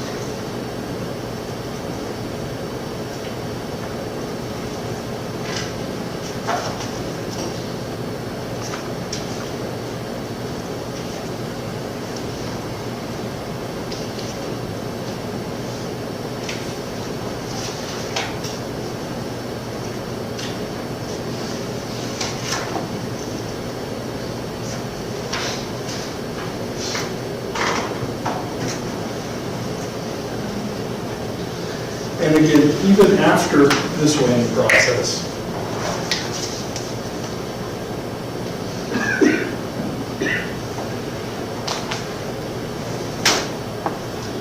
regardless of the results of each juror's individual weighing process, even if you conclude the sufficient aggravators outweigh the mitigators, the law neither compels nor requires you to recommend that the defendant should be sentenced to death. As we talked about in jury selection, each one of you gets to put on your little robes and make decisions about this case. And all of your decisions individually are important. We talked about how no one would bully someone out of their position, and that others would try to protect people who were being bullied out of that. If one of you believes that life is the appropriate sentence, then that is your decision, and your decision and that decision is perfectly lawful pursuant to these instructions. Respect that moral process, respect your moral decision, respect others' moral decisions, and record that vote.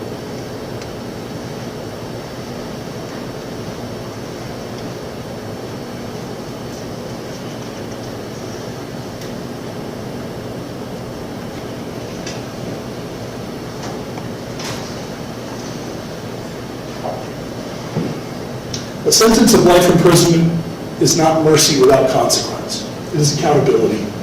It is punishment. It means he'll spend the rest of his life in a prison cell and he'll never be free again. It protects society. It ensures that he will never harm anyone outside those walls.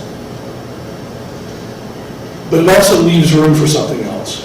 The recognition that human beings are more than their worst thing that they've ever done.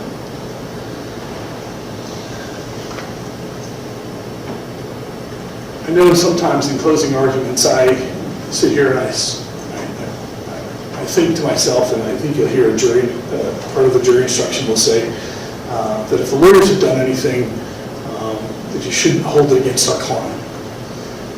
I heard my voice on the Alexander's video depots from New Mexico, and it drives me crazy whenever I hear my own voice on video. And so if you think that we have said or done something, either Mr. Marrero or myself, please don't hold it against Mr. Hunter, our client. Hold it against me. okay? But as lawyers, obviously, we have jobs to do, and we advocate on behalf of our clients. Sometimes I think I struggle for the right words to say in closing arguments, that I'm trying to be super convincing, the best possible version of myself. But I want to read to you some quotes from others that talk about death penalty cases. And I think it's important to hear the perspective of others. Martin Luther King Jr. once said, "Returning hate for hate multiplies hate, adding deeper darkness to the night already devoid of stars." This point will be approached. You may.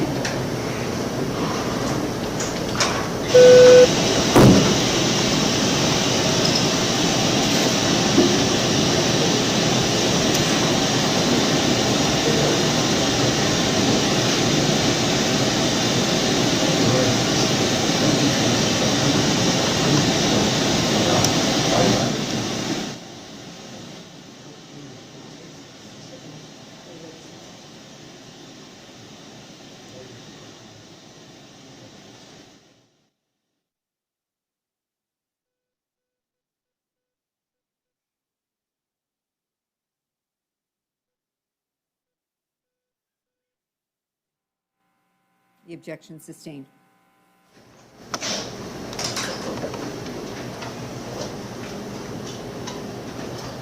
The state needs 8 votes for death, but the law also requires the power of one conscience, one voice, one juror who says, "I've heard everything, I've weighed everything, and I cannot say death is the appropriate sentence." If you are that juror, if there is any hesitation, any doubt about whether death is just and necessary outcome, then the law does not ask you to set that aside. It asks you to honor it. This is not a decision you can undo. No second chance to reconsider. So I ask you to look at the evidence carefully, to weigh not just the aggravation, but the mitigation, to consider not just the crime, but the person, to recognize that even in the darkest circumstances, the law allows for life. And if after doing that, even one of you believes that the sentence of life is the right sentence, then you must stand by that belief. Because in this moment, your judgment is not just permitted, it is required. Thank you.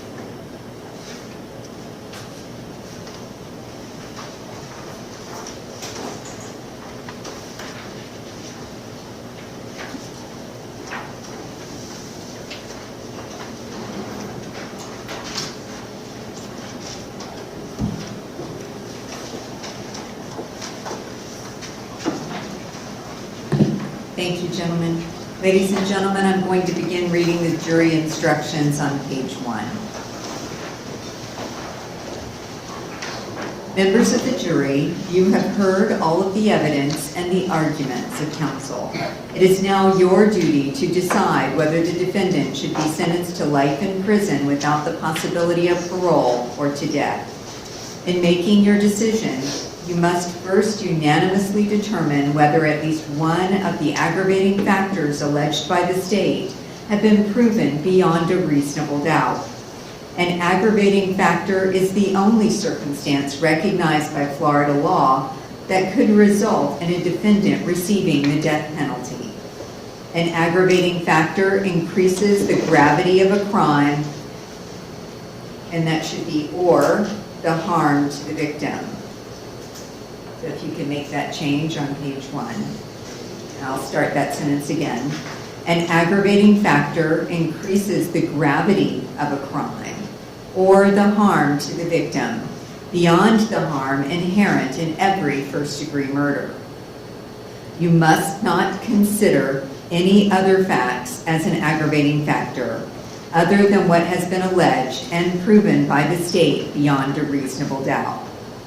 The aggravating factors alleged by the state are: 1, Demorris Hunter was previously convicted of another capital felony or a felony involving the use or threat of violence to another person. The crime of first-degree murder is a capital felony. The crimes of attempted murder, voluntary manslaughter, and assault with a firearm are felonies involving the use or threat of violence to another person. 2, the first-degree murder was especially heinous, atrocious, or cruel. Heinous means extremely wicked or shockingly evil. Atrocious means outrageously wicked and vile. Cruel means designed to inflict a high degree of pain with utter indifference to, or even enjoyment of, the suffering of others.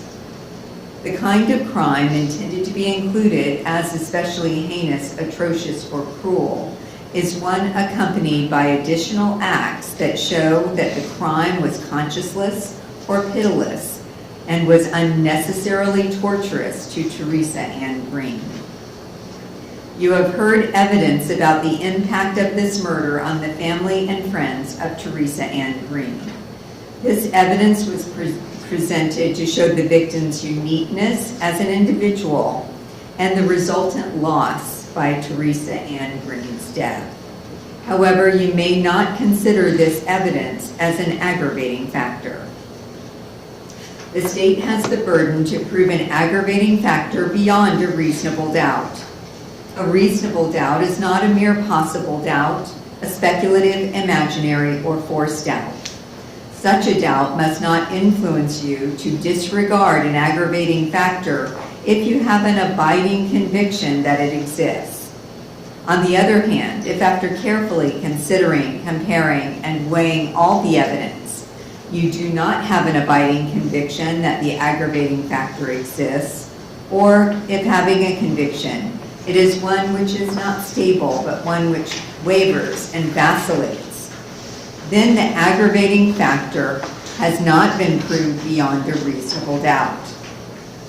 A reasonable doubt as to the existence of an aggravating factor may arise from the evidence, a conflict in the evidence, or the lack of evidence. If you have a reasonable doubt as to the existence of an aggravating factor, you must find that it does not exist. However, if you have no reasonable doubt, you should find the aggravating factor does exist. A finding that an aggravating factor exists must be unanimous. That is, all of you must agree that each alleged aggravating factor exists. You will be provided a form to make this finding as to each alleged aggravating factor, and you should indicate whether you find each aggravating factor has been proven beyond a reasonable doubt. If you do not unanimously find that at least one aggravating factor was proven by the state beyond a reasonable doubt, then the defendant is not eligible for the death penalty and your deliberations are complete.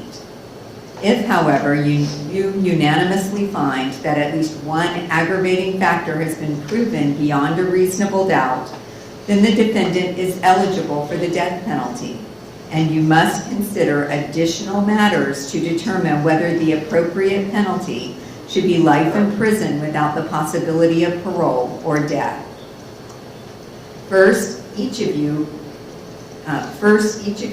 must determine whether any mitigating circumstances exist. A mitigating circumstance is not limited to the facts surrounding the crime. A mitigating circumstance may include any aspect of the defendant's character, background, or life, or any circumstance of the offense that may indicate the death penalty is not appropriate in this case. It is the defendant's burden to prove that one or more mitigating circumstances exist. Mitigating circumstances do not need to be proven beyond a reasonable doubt. Instead, the defendant need only prove a mitigating circumstance by the greater weight of the evidence, which means evidence that is more likely than not tends to establish the existence of a mitigating circumstance. If you determine by the greater weight of the evidence that a mitigating circumstance exists, you must consider it proven and give that evidence such weight as you determine it should receive. You do not need to reach a unanimous decision about whether the defendant has proven the existence of a mitigating circumstance. Any juror persuaded as to the existence of a mitigating circumstance must consider it in this case. Among the mitigating circumstances you may consider are: A, Demorris Hunter grew up in a violent neighborhood in Oakland, California, where he had to learn to protect himself and others. B, Demorris Hunter was generous and kind to his friends and family. C, Demorris Hunter was protective of his friends and family and tried to keep them safe and out of trouble. D, Demorris Hunter was respectful and obedient to his elders. E, Demorris Hunter was a loving and attentive father to his daughter. F, Demorris Hunter earned the love and affection of his friends and family who love him still. G, the existence of any other factors in the defendant's background not mentioned above that would mitigate against imposition of the death penalty. The final step in the process is for the jury to determine whether the defendant should be sentenced to life in prison without the possibility of parole or to death. In making your decision, you must weigh all of the following factors. 1, whether sufficient aggravating factors exist. And 2, whether the proven aggravating factors outweigh the proven mitigating circumstances. The process of weighing aggravating factors and mitigating circumstances is not a mechanical or mathematical process. In other words, you should not merely total the number of aggravating factors and compare that to the number and compare that number to the total number of mitigating circumstances. The law contemplates that different factors or circumstances may be given different weight or values by different jurors. Therefore, in your decision-making process, each individual juror must decide what weight is to be given to a particular aggravating factor or mitigating circumstance. Regardless of the results of each juror's individual weighing process, even if you conclude that the sufficient aggravators outweigh the mitigators, the law neither compels nor requires you to recommend that the defendant should be sentenced to death. If fewer than 8 jurors vote for the death penalty, the court must sentence the defendant to life in prison without the possibility of parole. If 8 or more jurors vote for the death penalty, your recommendation must be for the death penalty. This recommendation is not binding on the court. However, I am required to assign and give great weight to your recommendation. You will be provided a form to reflect your decisions. The fact that the jury can make its decision on a single ballot should not influence you to act hastily or without due regard to the gravity of these proceedings. Before you vote, you should carefully consider and weigh the evidence, realizing that a human life is at stake, and bring your best judgment to bear in reaching your decisions.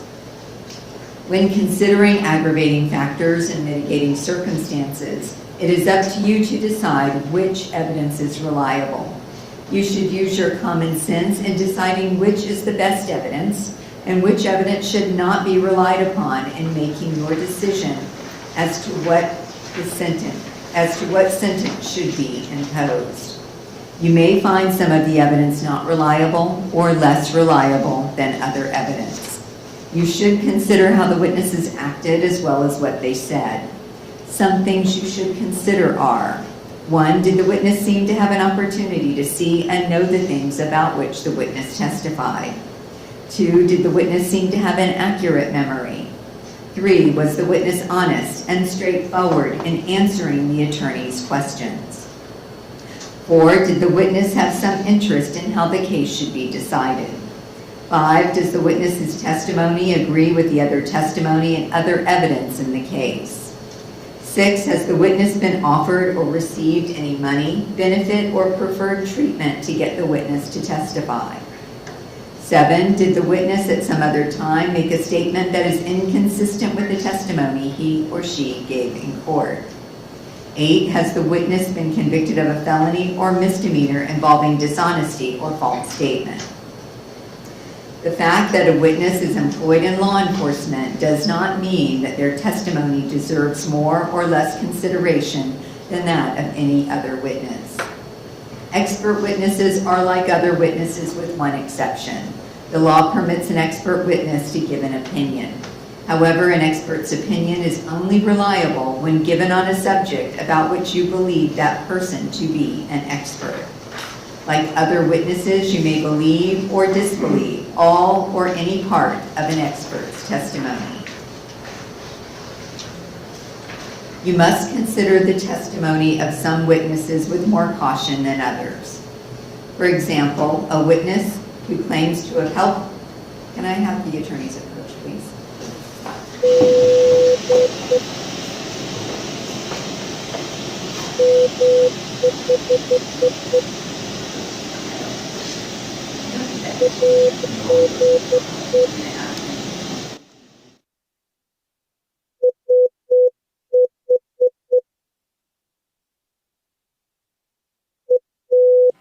Ladies and gentlemen, I'm going to ask that you delete the entire paragraph on the entire first paragraph on page 7. It is inapplicable to this case. I'm going to start reading at the second paragraph on page 7. It is entirely proper for a lawyer to talk to a witness about what testimony the witness would give if called to the courtroom. The witness should not be discredited by talking to a lawyer about their testimony. You may rely upon your own conclusion about the credibility of any witness. A juror may believe or disbelieve all or any part of the evidence or the testimony of any witness. The defendant exercised a fundamental right by choosing not to be a witness in this case. You should not be influenced in any way by his decision. No juror should ever be concerned that the defendant did or did not take the witness stand to give testimony in the case. These are some general rules that apply to your discussions. You must follow these rules in order to make a lawful decision. 1, you must follow the law as it is set out in these instructions. If you fail to follow the law, your decision will be a miscarriage of justice. There is no reason for failing to follow the law in this case. All of us are depending upon you to make a wise and legal decision in this matter. Your decision must be based only upon the evidence that you have heard from the testimony of the witnesses, have seen in the form of exhibits and evidence, and these instructions. 3, your decision must not be based upon the fact that you feel sorry for anyone or are angry at anyone. Let me read that again. 3, your decision must not be based upon the fact that you feel sorry for anyone or are angry at anyone. 4, remember the lawyers are not on trial. Your feelings about them should not influence your decision. 5, your decision should not be influenced by feelings of prejudice or racial or ethnic bias. Your decisions must be based on the evidence and the law contained in these instructions. In just a few moments, you will be taken to the jury room by the court deputy. The first thing you should do is choose a foreperson who will preside over your deliberations. The foreperson should see to it that your discussions are carried on in an organized way and that everyone has a fair chance to be heard. When you have reached decisions in conformity with these instructions, the appropriate form should be signed and dated by the foreperson.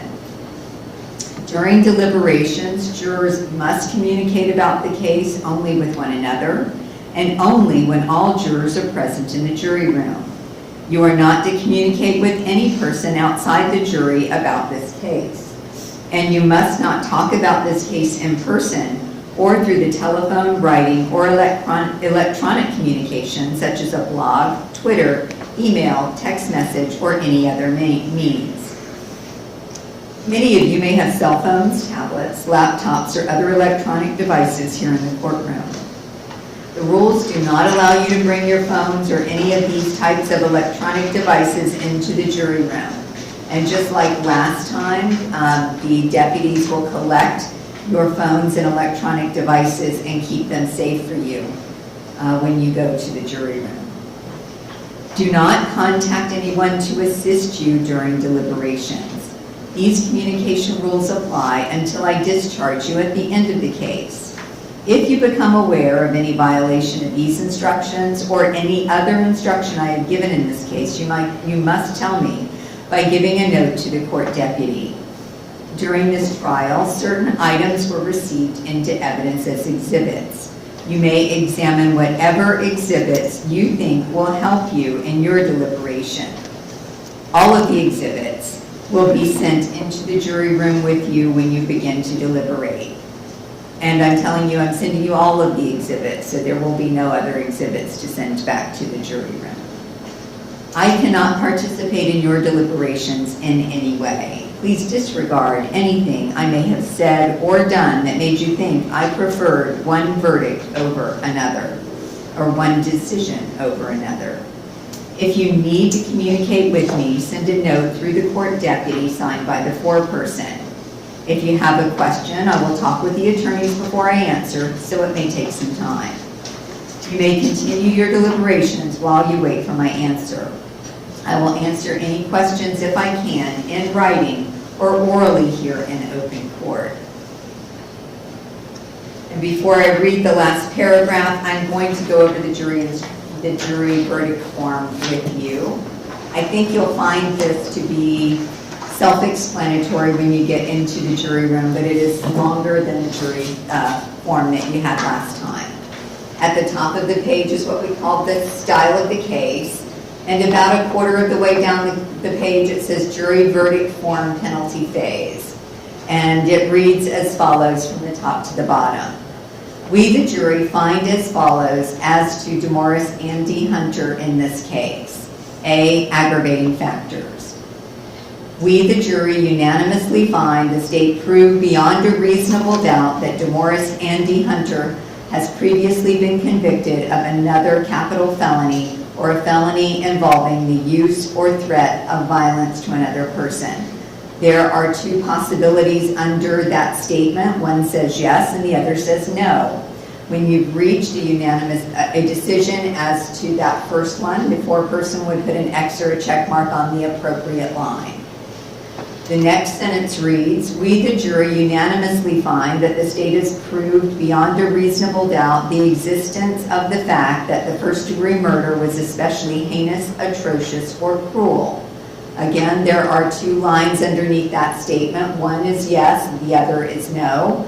Once you have reached a decision with regard to that factor, then the foreperson would put an X or a check mark on the appropriate line.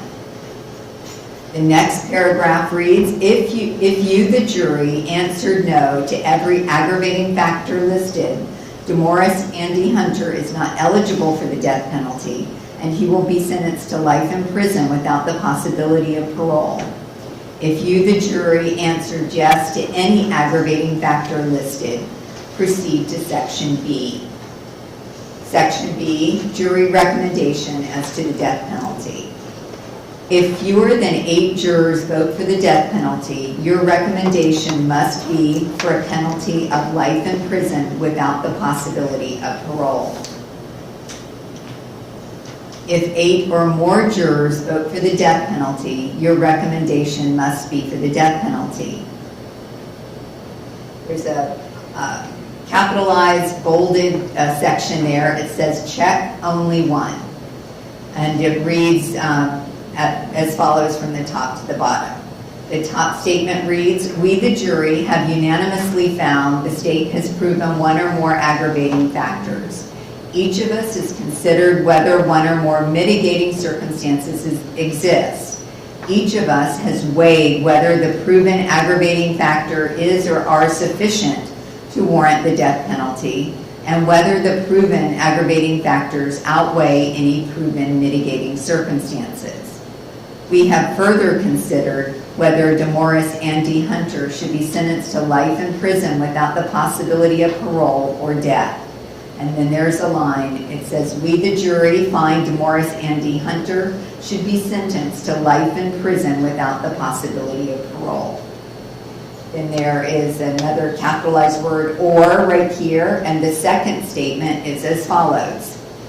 "We, the jury, have unanimously found the state has proven one or more aggravating factors. Each of us has considered whether one or more mitigating circumstances exist. Each of us has weighed whether the proven aggravating factor or factors is or are sufficient to warrant the death penalty, and whether the proven aggravating factors outweigh any proven mitigating circumstances. We have further considered whether Demorris Andy Hunter should be sentenced to life in prison without the possibility of parole or death. We, the jury, find by a vote of blank to blank that Demorris Andy Hunter should be sentenced to death."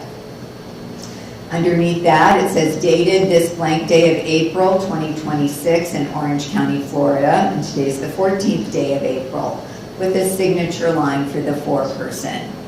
When all of you have made decisions in this case and the foreperson has filled out the form, the foreperson would knock on the jury room door, let the court deputy know that you've reached a verdict, and the court deputy will assemble all of us together to receive your verdict.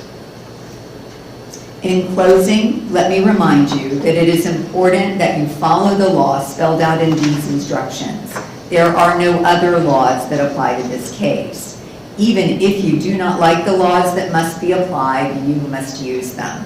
For more than 2 centuries, we have lived by the Constitution and the law.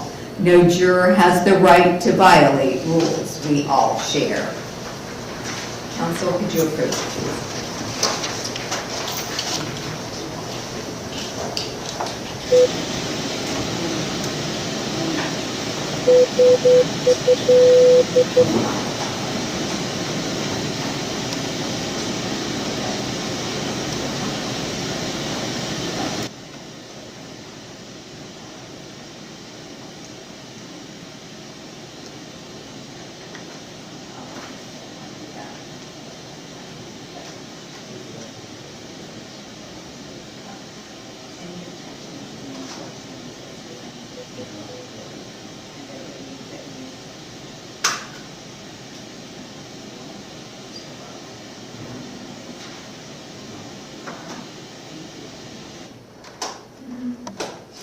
Ms. Diotil, you are still our alternate juror, so you will not be going back to the jury room with the other jurors. Did you leave things in the All right. The court deputy will get a description of those from you in just a moment, and we'll collect those for you. And I'll be back with you in just a moment. For the balance of you, you can take your jury instructions, notepads, and pens. The evidence and verdict form will be sent to you shortly. Your lunch is probably not here yet, but it is? It's on the way. It's on the way. All right, so your lunch will be here shortly. If you have a question, I've already told you how to do this, and I know you know how to do this. You'd have your foreperson write a note, knock on the jury room door, and the court deputy will assemble all of us together to deal with your question. And with that, I'm going to send the 12 of you to the jury room to begin your deliberations. Executive.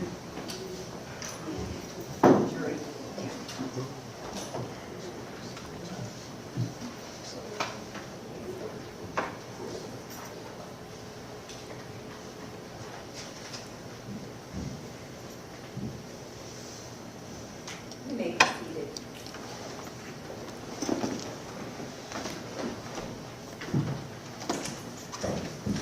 I really, yeah.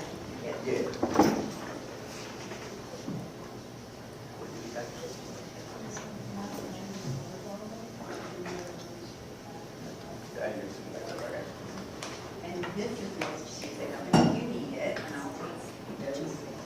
Thank you. It's kind of like being a bridesmaid, not a bride.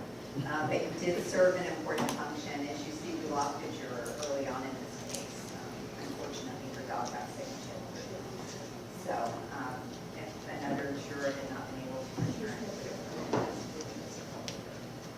If you get another summons in the next year and you don't want to serve, check the box to serve in the last year and you're automatically.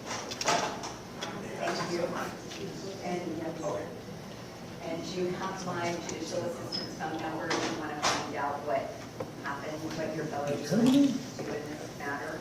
She's out this week on vacation, but she will be back. Thank you. She's going to go back to the, or want to get back now? We can go back now. I'll take a batch. All right, gentlemen, I'm going to correct the verdict form, and then if y'all could also examine what's going back to make sure only those things that should go back are going back. Yes, ma'am. And then just email the verdict forms to you.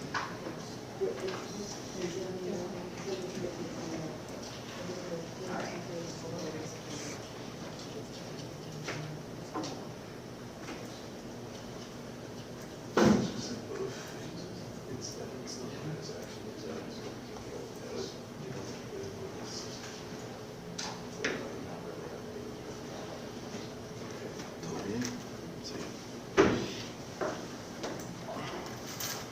So 41 to 45.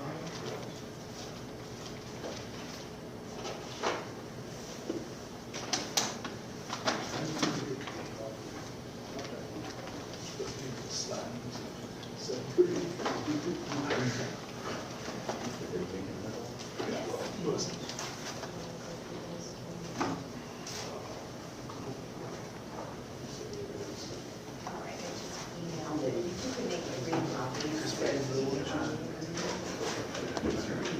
Just take that back.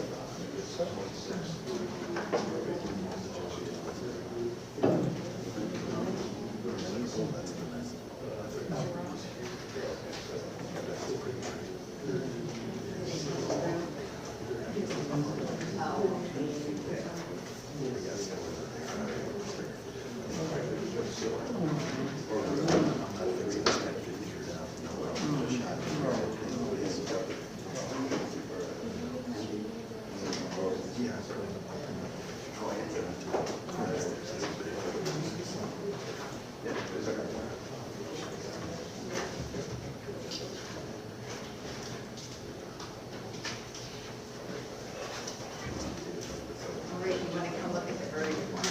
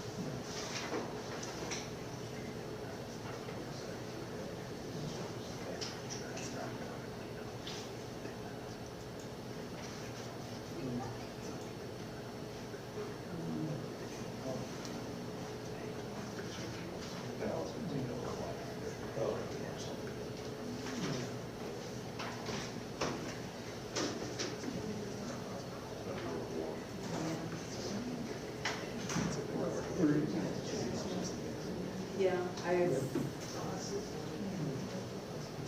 Wait, first. But.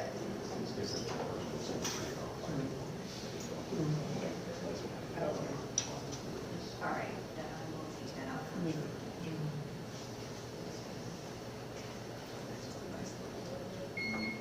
And that brings the link to the line.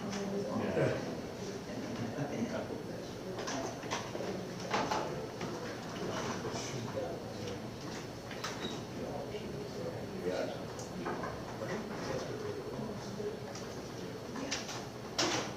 All right, we'll put it there.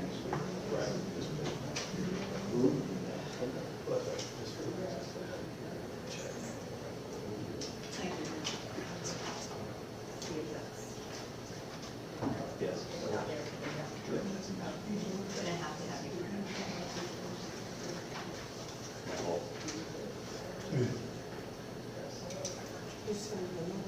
I am.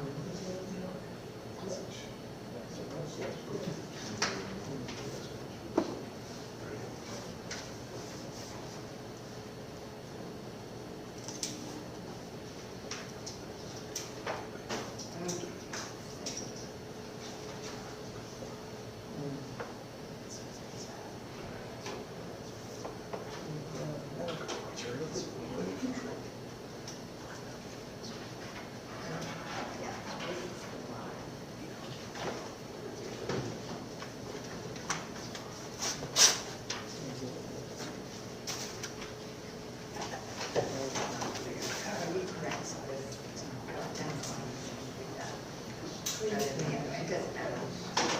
I just wanted to make sure it. Yeah. But I saw you did the same. All right, is the evidence Yes. in proper form, only things that have been admitted are included? Yes, ma'am. All right, and we're getting the verdict form.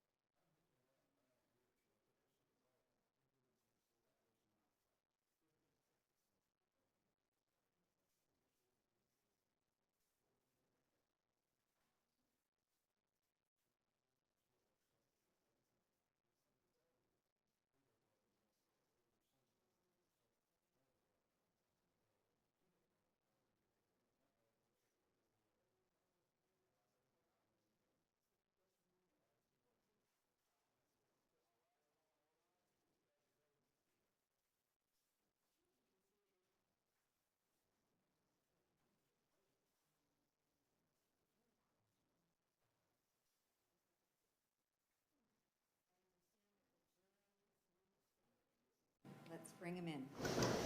Record to reflect that counsel for each party is present, as is the defendant, as he has been.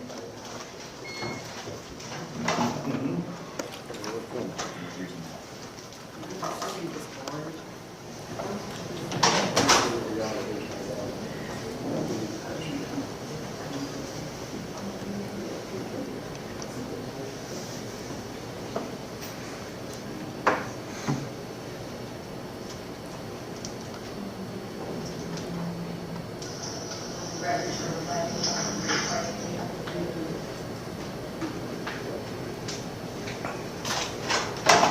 Jury's in order.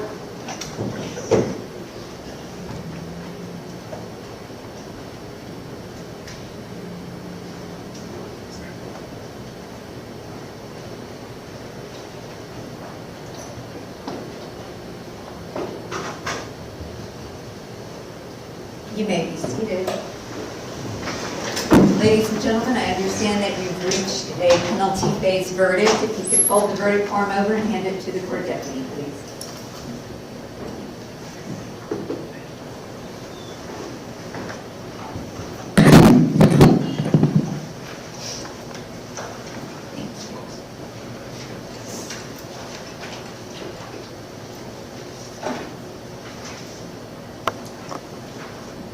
The verdict is in proper form, and it reads as follows.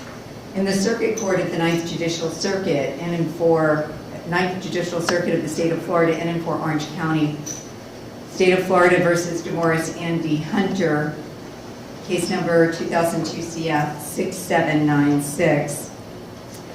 We, the jury, find as follows as to Demorris Andy Hunter in this case.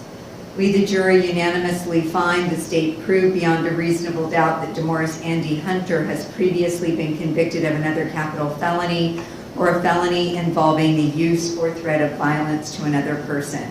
Yes. We, the jury, unanimously find that the state has proved beyond a reasonable doubt the existence of the fact that the first-degree murder was especially heinous, atrocious, or cruel. Yes.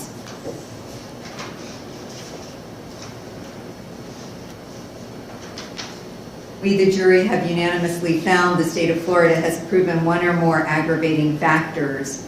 Each of us has considered whether one or more mitigating circumstances exist. Each of us has weighed whether the proven aggravating factors are sufficient to warrant the death penalty and whether the proven aggravating factors outweigh any proven mitigating circumstances. We have further considered whether Demorris Andy Hunter should be sentenced to life in prison without the possibility of parole or death. We, the jury, find by a vote of 12-0 that Demorris Andy Hunter should be sentenced to death. Dated this 14th day of April 2026 in Orange County, Florida, signed by the foreperson. Ladies and gentlemen, I'm going to ask each of you about the verdict that you have just heard. I'm going to ask that you look at your badge number because I will ask this question by badge number. Do you, badge number 645, agree that the recommendation as read by me accurately reflects the recommended penalty? Yes, I do, Judge. Thank you. Juror 331, do you agree that the recommendation as read by me accurately reflects the recommended penalty? Yes, Your Honor. Juror 739, do you agree that the recommendation as read by me accurately reflects the recommended penalty? Yes, Your Honor. Juror 244, do you agree that the recommendation as read by me accurately reflects the recommended penalty? Yes, Your Honor. Juror 341, do you agree that the recommendation as read by me accurately reflects the recommended penalty? Yes, Your Honor. Juror 277, do you agree that the recommendation as read by me accurately reflects the recommended penalty? Yes, Your Honor. Juror 307, do you agree that the recommendation as read by me accurately reflects the recommended penalty? Yes, Your Honor. Juror 414, do you agree that the recommendation as read by me accurately reflects the recommended penalty?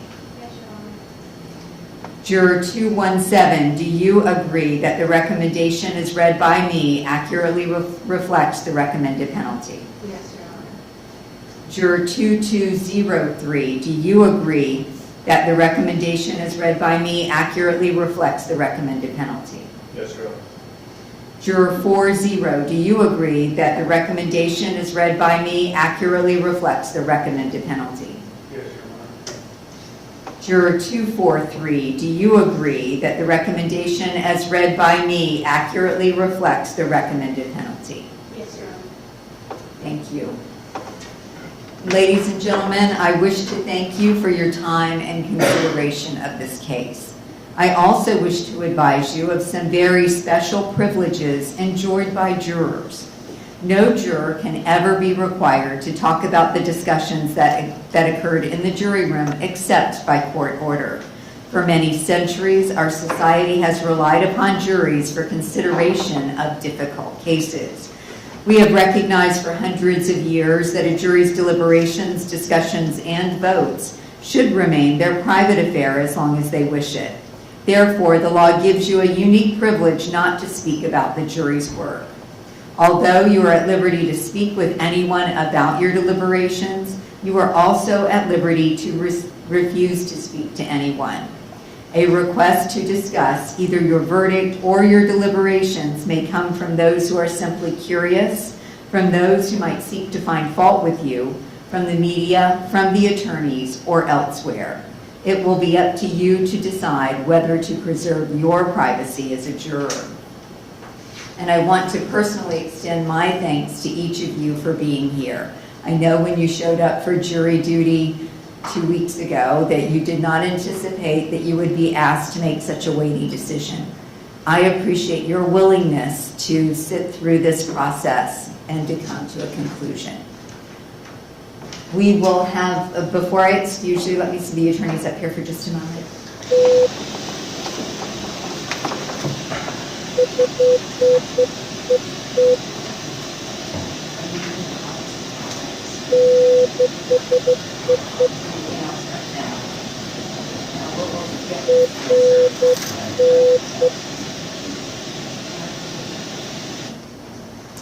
Ladies and gentlemen, the court deputy will have some work excuses for you.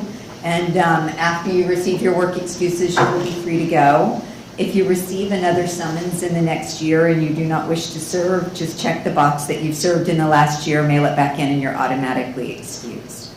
And I do again want to extend my thanks for you being here. I'm sure that you recognize that we do some very weighty things in this building. We could not do those if we did not have citizens that were willing to participate in the system. I hope you saw that when you came and left the courtroom, we stood. We did that in very small recognition of the very important service that you're paying to each of us by being here. So thank you and have a good day.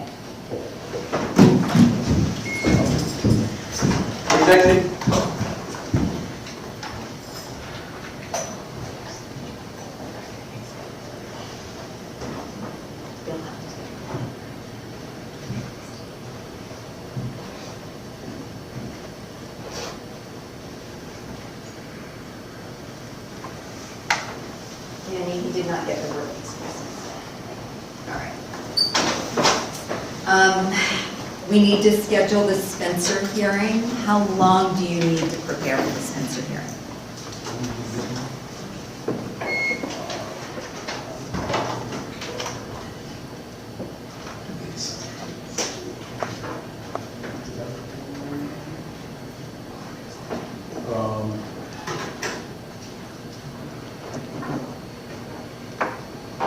Could we pick a date in June, Judge?